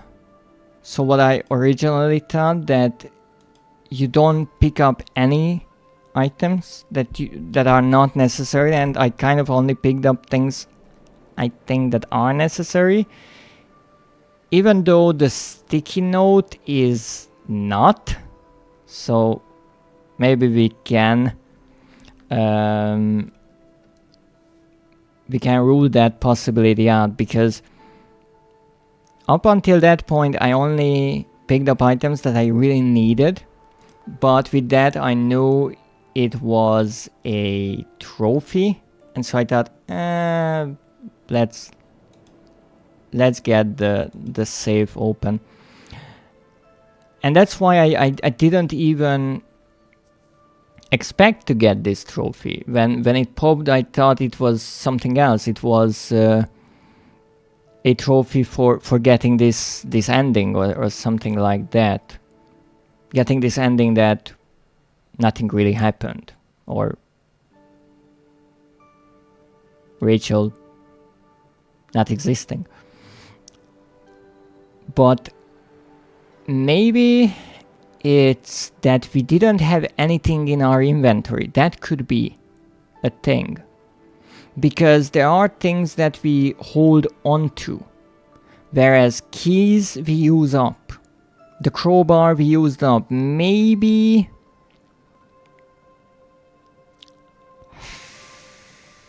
the sticky note we just left after we opened the safe. The things in the safe we didn't bring with ourselves. We didn't pick up the knife or the gun or anything else that we wouldn't use up during the game. So maybe we could have picked up the plank and put it over the river as a bridge. Maybe we could have picked up the keys in the sewers to open doors, because then again we use those up. Pick up the VHS tape, because we leave it when we watch it, I guess. So it's interesting. I'm not sure. Maybe it works with an inventory system, and the idea is that when you finish the game, it should be empty. So nothing remains unused, which is easier than not using and picking up any item, because as it seems that is not necessarily possible. You need a few items to get through the game, in the beginning, I thought maybe there is really a way to do it, because you can get through the house by only pressing a button. You can get through the sewers by closing the valves. You can get through the factory with only activating the switches. Nothing needs to be picked up. In the forest, again, you can get through only by pretty much walking through the maze of sorts that is the forest area in the game without trouble. It was Norman's house where you had to get the hairpin, but that was still different because the game didn't ask us to pick it up. The character picked it up right away, right after when we looked into the trash. And in the character's home is the part where it gets complicated, because you have to get the crowbar, but it breaks. You have to get the key, but I guess it's used, and the character leaves it. And let me think, was there... And yes, the sticky note was the only thing that I think was optional and I picked up, but that kind of proves that you can pick up things if you use them. So maybe you can have a playthrough where you explore everything. You just don't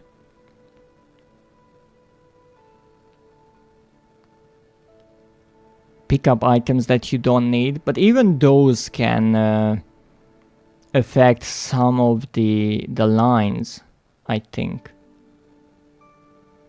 Because if you pick up the photo of the couple in the beginning, you can go back to the dead body and the character will say, I think something along the lines that it seems to be the same person, that you recognize them from that photo you found. And also there is a different reaction to the skeleton you find buried in that basement. So there are different things that certainly change, and this game is not as simple. It's really confusing. It doesn't have a definitive ending, but it is complex to a certain degree. Not super complicated when it comes to the story, but it makes you wonder how things affect each other. Now we only missed two things. One is a warm place, which is end your story in the bathroom, which I could have done in the previous playthrough, but then I couldn't have left at the end. And I think that is one ending, slipping away, end your story by leaving. Even though I guess I kind of did that again this time. And the eraser, end your story in the kitchen, I don't know how to do that. I'm not sure whose kitchen we are talking about, Norman's or the characters. Because the bathroom is referred to in the same way, I am assuming the character. So maybe there's something we can do in the kitchen. I'm really not sure. Even though I have an idea. What item might give us the chance to finish this game in a different way and in a different location too.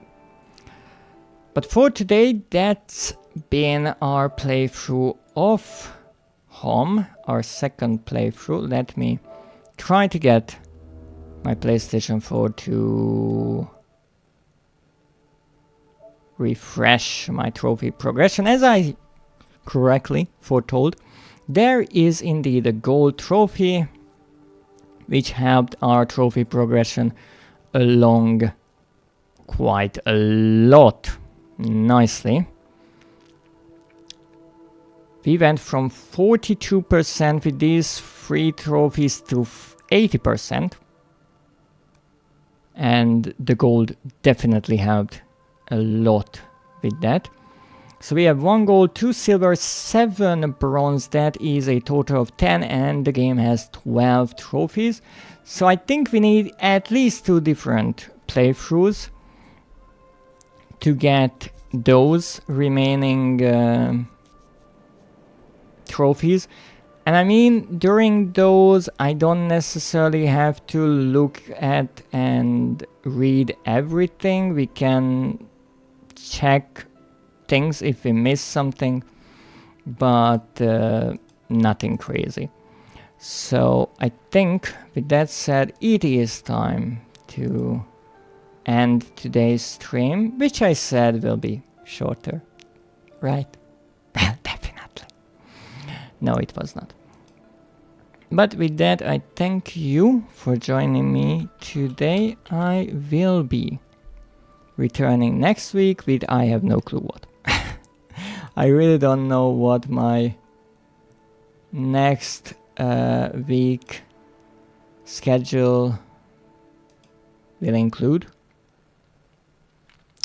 but we'll see soon. But until that time, I thank you for joining me. I thank all the wonderful people who joined my chat, kept me company, and also to Physalia for the raid. I greatly appreciate it. And now we are going to go over to Fenton Ferox. He is a low poly variety VTuber and game dev, and he is playing Majora's Mask Randomizer with another streamer. So please say hello to Fenton Ferox. And since today is Friday, have a wonderful weekend, and hopefully we'll see each other again next week. But until that, I thank you for joining me. Have a great evening, a good day, and as always, good night.